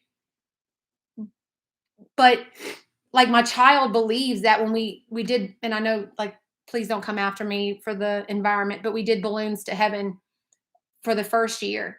And so my son believes that you can put a letter on a balloon and it gets to heaven and they read it. And that's fine by me. But they still don't fully grasp the finality of it all. And we have to be their backbone through that. And you've done a great job of always saying, look, I know I'm not him, but I'll love you just as much. Oh, and at nighttime, I love on them all the same. The one time I knew that when we were getting very close, we had been together for a little bit, and our first time going to hunting camp together, I think my son had a moment of thinking that he started to cry at the camp because he was leaving to go to work. And I remember him coming up to me and being afraid about you getting in the truck by yourself. And he looked at me and said, I don't want him to go. I don't want him to drive by himself, because what happens if he doesn't come back like Daddy Lenny? And I lost it. And I remember I couldn't keep it together. And you took him aside. Y'all went outside together and sat on those steps trying to get. And you told him that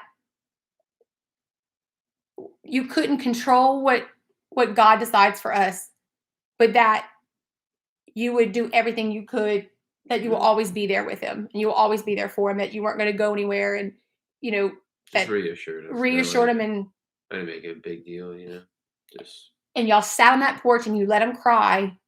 And then when he was good, you put him in the car, and he called and made sure he stayed close to our car, because we went in 2 separate vehicles, so that way he could see you the whole drive, because my youngest it takes it a lot harder in a lot of different aspects. Those are things that when you're dating someone with, especially that's gone through a death, but also has children, it's so important that you have someone who's willing to go through those moments and be a reassurance for your children, and doesn't try to make a replacement, make sure they understands that they can love them Hmm. as fiercely as who left did. Right. That you'll never replace them, but you can be there and always talk about it. My kids feel very comfortable talking to him about their dad, you know. So it is a hard process, but it's a doable thing. It just takes patience and communication. Yeah. Like you don't, especially for your youngest son, Mhm. our son. The kid looks just like me. He does. And he It's acts so like me. weird. He acts just like me. Oh, It's pitiful. it's But it's weird. He does. Now, another thing is something that we're going through right now with, and if you keep making those snotty I noises know. in this I'm microphone, I'm sorry. going to kill you. That's okay. Something that we're dealing with now is that my stepson, he was not even 2 when we met, and he's now 4, gonna be 5. There's a large photo that hangs. They share a room. My youngest and his youngest share a room together.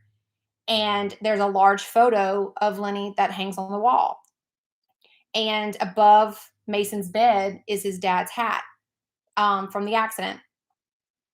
One day, I remember his son, he's my son too. I can't even lie. So our youngest came in the living room and he calls me KK and says, KK, who's that man on the wall? He's like, that's not my dad. And I was like, no. And he says, who is that? And so without skipping a beat, my youngest says, that's my dad. And he died. And so I remember he was like perplexed, like, huh? Like, what do you mean?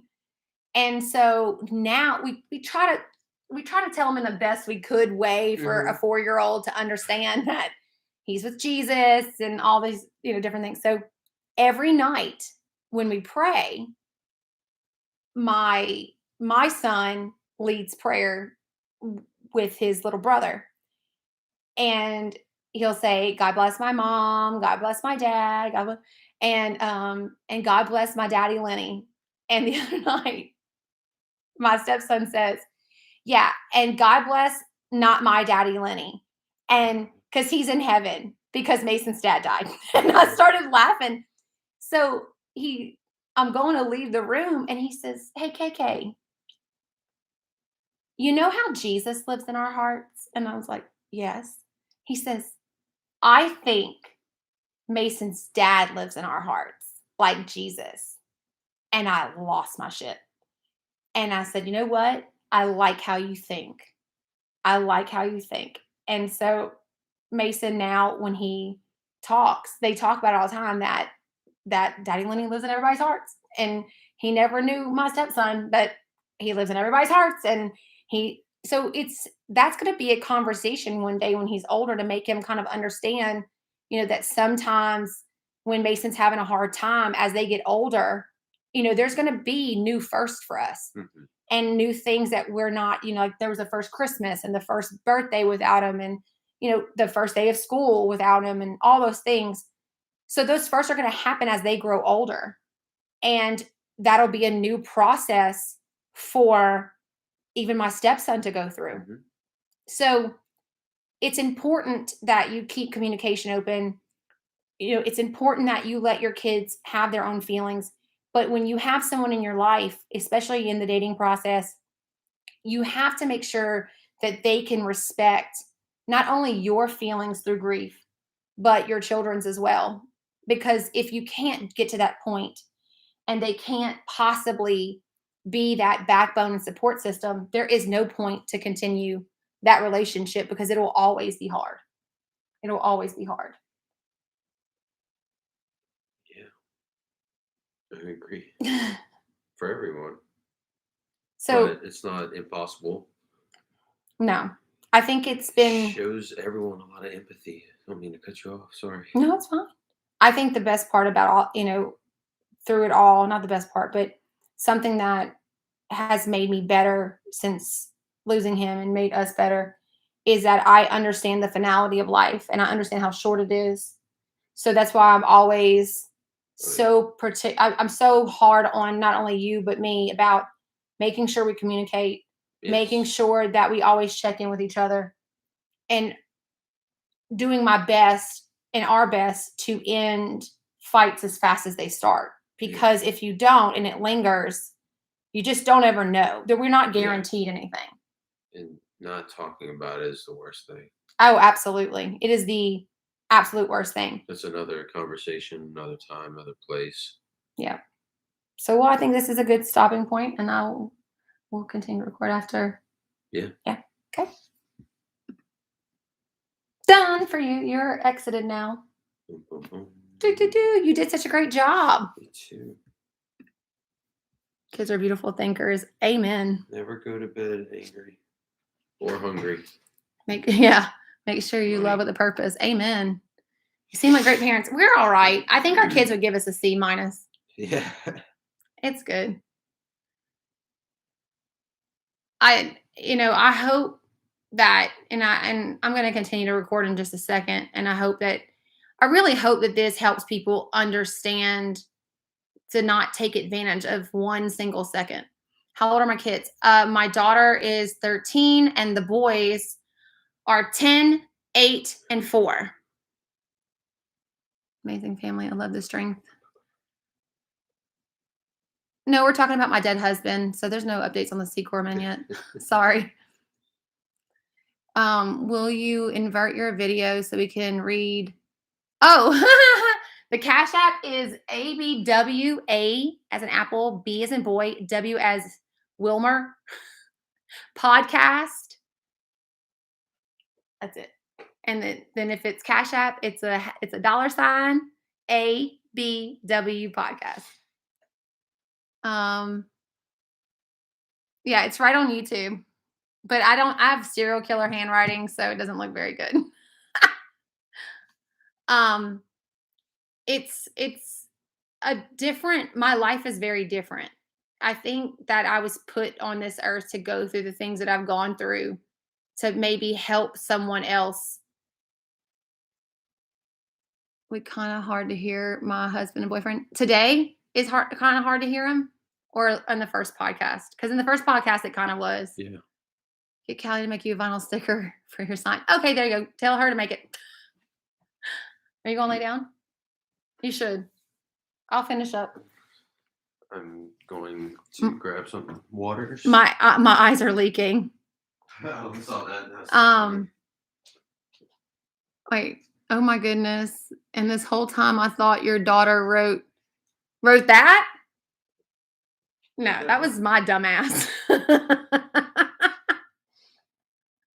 I was in a hurry the other night and I just scribbled it all on in there, and it's a mess. I'm sorry. I'm an idiot. Babe, I'm going to start recording real fast, okay? So try not to be your loud ass self. I'm just kidding. Thank you, babe. Well, you're not going to come lay down here? Okay. I'm going to start recording some random stuff. If y'all have questions, please ask questions and I'll try to talk about it while I'm recording.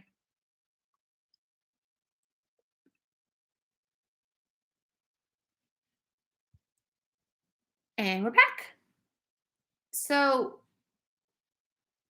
while I understand that navigating through a death is hard, and navigating a whole new personal life is probably harder, it's a process. So if you're going through a divorce right now, or you're going through a breakup, and you're going through that grieving process, whatever it looks like, give yourself patience and give yourself a freaking break, because no story looks the same. And while another person might have gone through it, they may not understand your process because it's so very, very different. So it's okay to make mistakes. It's okay to stumble. But the biggest thing I think I've taken away from this process as I go through it, because I'm still going through it, is that you have to be very real with yourself and those around you. You have to tell people that you're hurting, and you have to tell people that you're angry, because it's okay to hurt and it's okay to be angry. And it doesn't matter if it just happened to you or if it happened 50 years ago. There's no time frame for grief. And while there's no time frame for it, I will say it gets easier. It gets easier once you set your own boundaries and you understand what you will and will not accept. It's okay that you're going to be emotional and you've accepted that too, but it does get easier. I truly believe that I've gone through this and am on this side of it now for a purpose. When I was going through it for such a long time, I used to yell at heaven, the sky, the moon, all of it, and ask myself, why? Why is it that I was put on this earth to lose so many people? I today have not fully grieved the loss of my mom. When I lost my mom, I was pregnant. I had a world of emotions already going on, and hormones and everything else.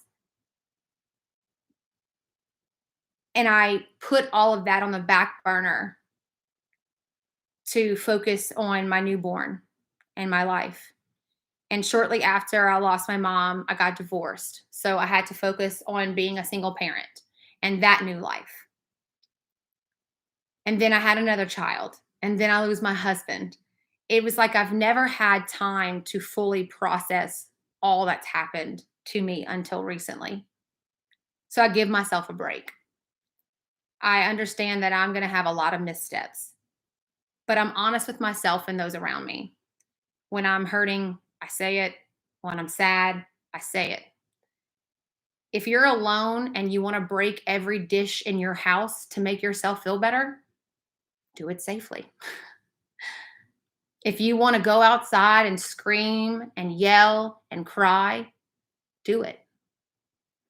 One of the things that I went through during my husband's funeral that will always stick with me, and I think this is where I get my dark humor from, was my dad.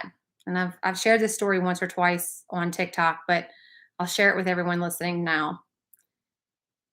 I had just saw my husband's body on a table.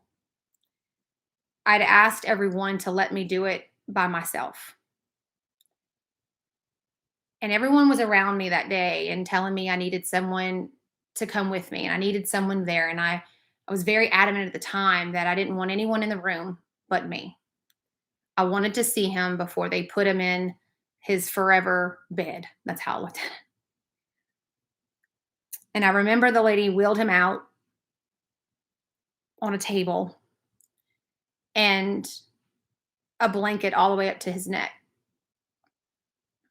And I cussed him out for a good, solid 15 minutes. I was so mad at him. If you're going through a divorce or a breakup, everyone lets you be mad at the person that left. But everyone expects us, when we lose someone, not to be angry. Everyone expects you just to be sad. And I was so incredibly angry. So I let them know that. And when I was done, I left the room, walked outside, and in the back of the funeral home is a large cane field.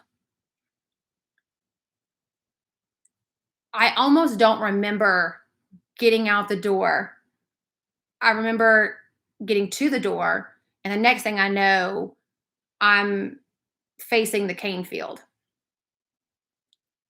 And I start to yell and scream and have every emotion and cry. And I passed out. And when I came to, the sun was directly in my eyes. And this large shadow figure kind of goes over. And if you imagine those comedy movies that when the girl's laying out on the beach, that shadow that overcomes them and it's some creepy guy, I hear this voice say my name. And I'm like, God, is that you? And the next thing I hear is my father say, no, you dumbass. It's me. Are you about done? Because everyone in our town has now seen you go stark craving mad. And I couldn't help but laugh because that's the relationship my father and I have. He will do his best to avoid hard emotions and make me laugh because he knows in those moments that's what I need. And I remember him telling me that he couldn't help me up, that I was going to do it myself. And I remember when I stood up, I looked at him and he said, do you know why I didn't pick you up? And I laughed and I said, probably because I'm way overweight. And he laughed and he said, well, that's one reason. He said, but secondly, you're about to go through something I don't understand. And you're going to have to do it yourself.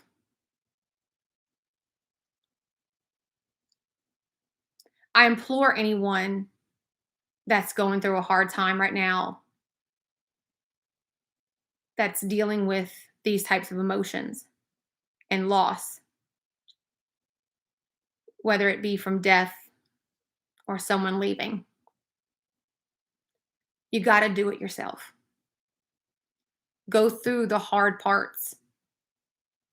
Go through every emotion. Feel it all. Be honest. Be open. But you got to do it. You have to remind yourself every single day why you keep fighting. So whether it's for your children, whether it's for your parents, it doesn't matter. Find a purpose, find the reason, and do it anyway, and do it yourself. You have to remind yourself each and every day to wake up and get up and walk. Those moments are going to be incredibly difficult, but no one can do it for you. But make sure you surround yourself with people who are willing to do it with you. And when you're ready to get out and date again, when you're ready to move on with someone and make a life with someone, realize that they cannot do it for you. They've got to do it with you. The day you find someone who is willing to go to battle with grief is the day you found someone to keep. But don't sell yourself short because you're alone.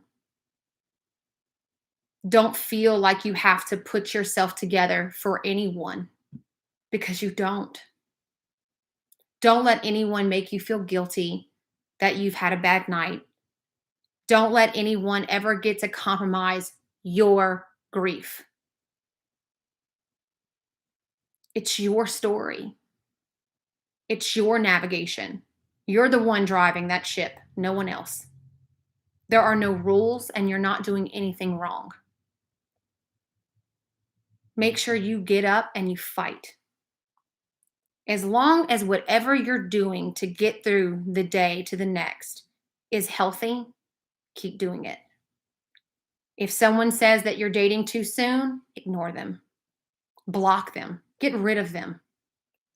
Because there is no rule book. There is no time frame.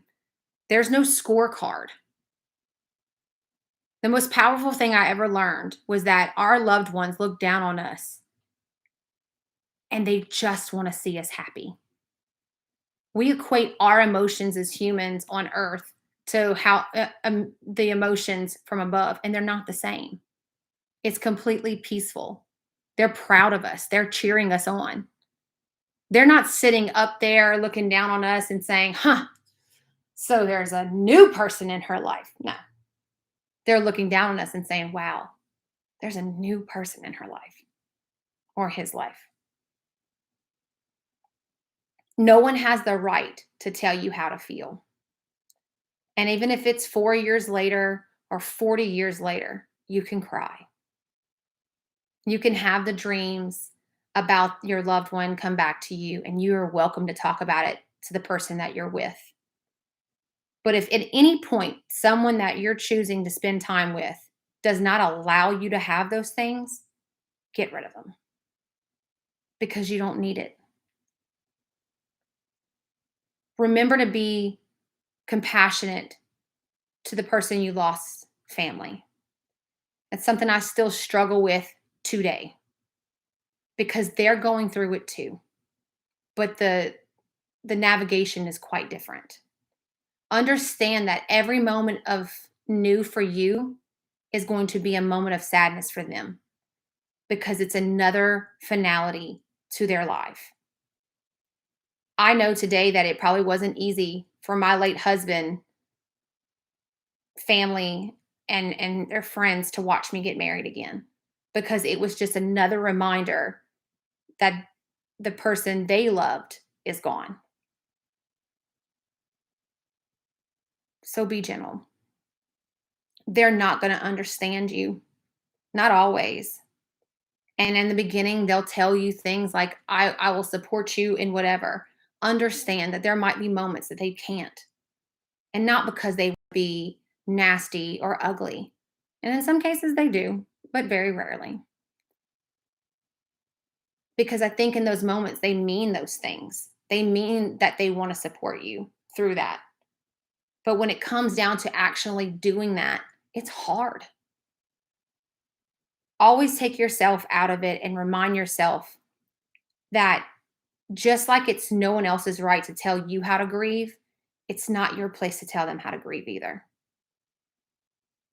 And if you don't have to let go of your loved one's family, don't. That's okay too. It's okay to have the birthday parties together. It's okay to go on holidays together. It's okay. Just because one life ended doesn't mean that the love has to. It'll always be there, especially when there's children involved. You have a memory to keep up with. Talk to your children, show them the pictures, pull out the videos, do it over and over again if you have to. That's okay. The person that you're getting in a relationship with, if it's serious enough and they love you enough, they'll understand. They'll understand that those kids need to see that person too. So I hope you listen today and you take away something from this, whether it's to remember that each and every day is a beautiful gift, but not one we're ever guaranteed. I implore you at the time that you listen to this, if you're struggling with someone or you've cut someone off or you've had mixed words with the people that you love, pause this and reach out to them immediately. I'm not saying you have to apologize. I'm not saying that you have to do anything. I'm saying reach out to them and tell them you love them. It's okay to be mad. It's okay not to apologize. It's okay to not forgive right now. Just let them know you love them. The hardest thing to live with is regret. So I try to live a life without any. I hope you walk away and understand that it's okay to live unapologetically you. You owe no one anything. It's your story. You should tell it and tell it over and over again. I hope that this podcast tonight or whenever you're listening to it, I hope that this podcast has helped you see the beauty through the storm, that there's always going to be another chance to be happy again. And whatever that looks like, some people never remarry or find another person, but have fulfilling, happy lives. Some of us find the next chapter to be absolutely beautiful, different, but no less beautiful. So I hope it brings you hope. I believe that my story is going to change lives, and I'll never stop sharing that with you guys. So until next time, I hope that you always remember that it's me, you, and a bottle of wine. Booyah! Done.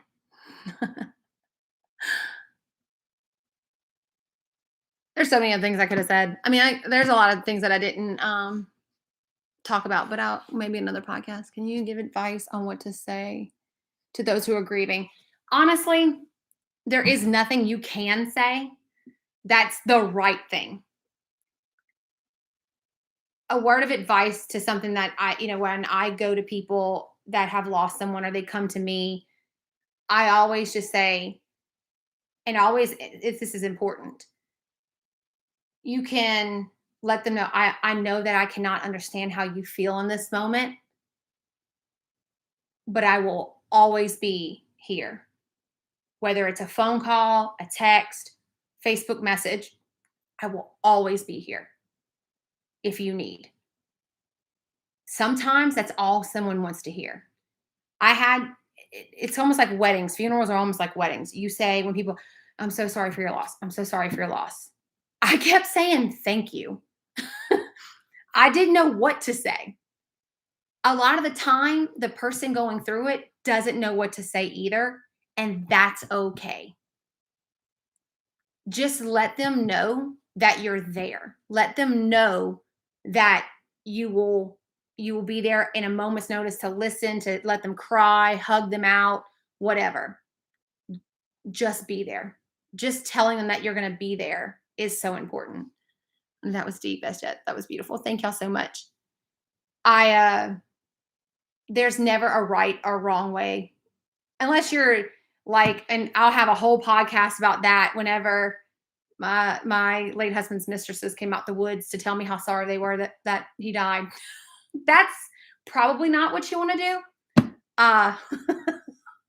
That's a whole different story for a whole different day.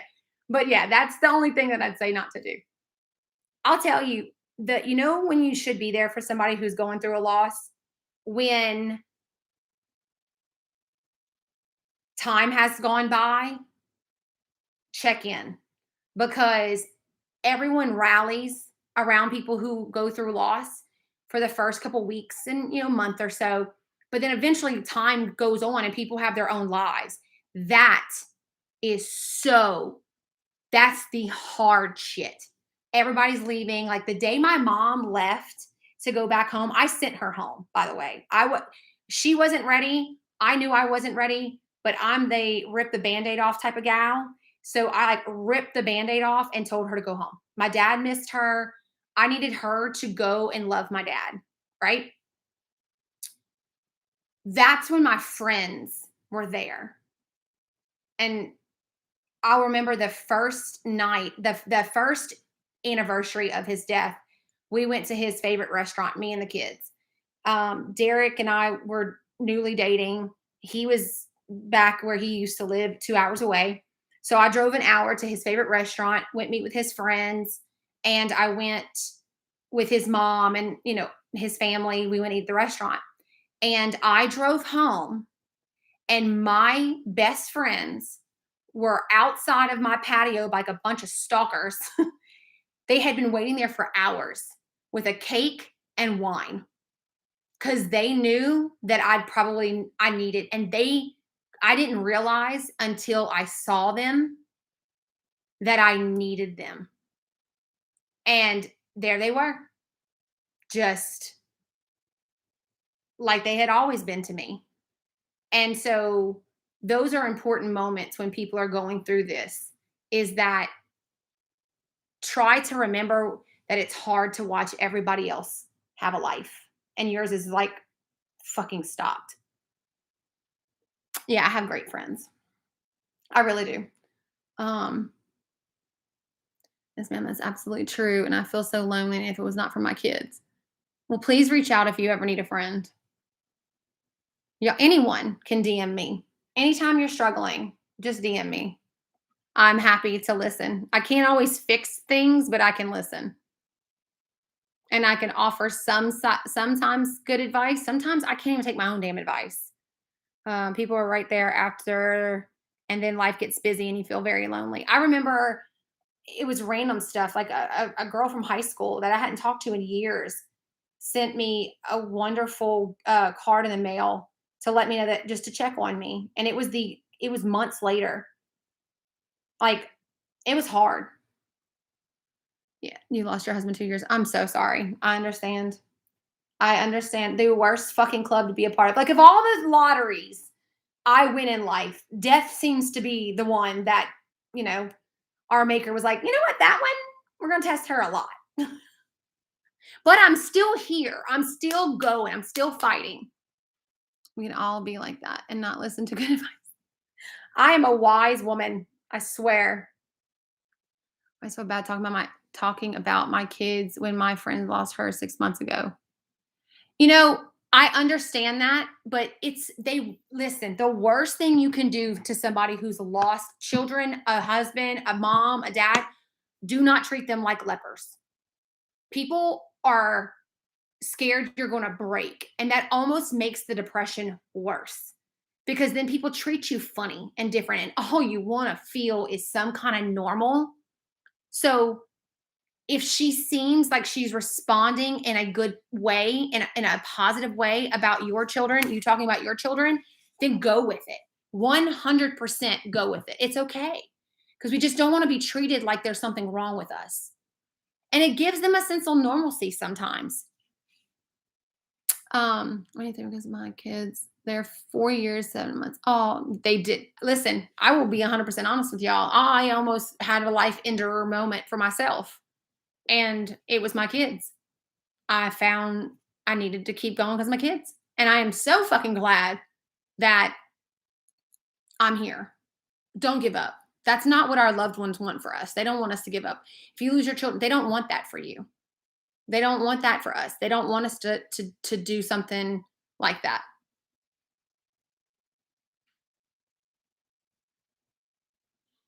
It's hard because death is just it's hard to navigate, because you always think, you're always prepared of like what could happen if you lose your spouse, but you expect you to be like 90 years old, not 34, not 35. Not to also mention, we didn't have life insurance. We had no plans, no nothing. We had to do that on the fly.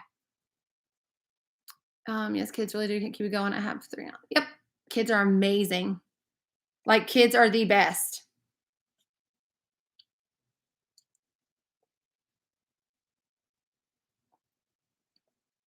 Is there any other questions? Anyone else have any questions? Happy to answer. If not, I'm gonna go to sleep. Go to sleep. Oh my God, what is this? FYP. I don't know. What is this? I'm petrified of death. I've lived through some horrible ones. I am the same way. I have a phobia. I guess these are prayers work. My mom is doing better. Awesome. So glad I missed this podcast. No, you're not.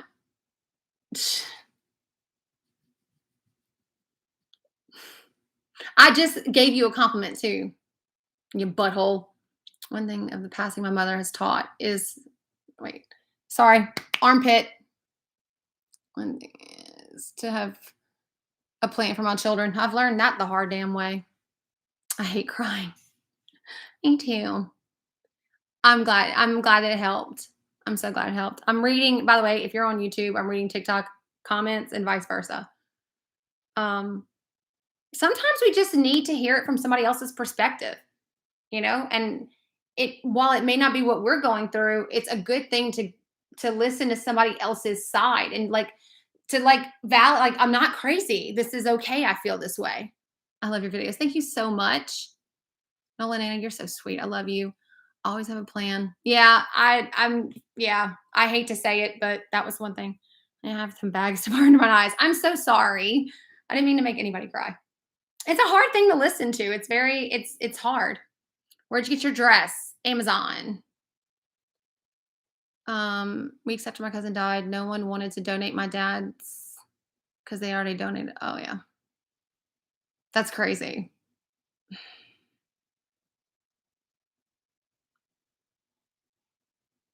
When my granny passed, I felt okay, but when my pawpaw passed, that almost killed me. But you're still here and you're still going, and I'm proud of you. Yeah, we're all crying. Um, it's weird. It's very weird. I lost my godmother right after I lost my mom, and that almost broke me. I was like, this can't get any worse. And God was like, bet you not. I just hope people can see that you can get through it. There is a light at the end of the very dark tunnel. Don't ever give up. Don't you dare. I won't give up.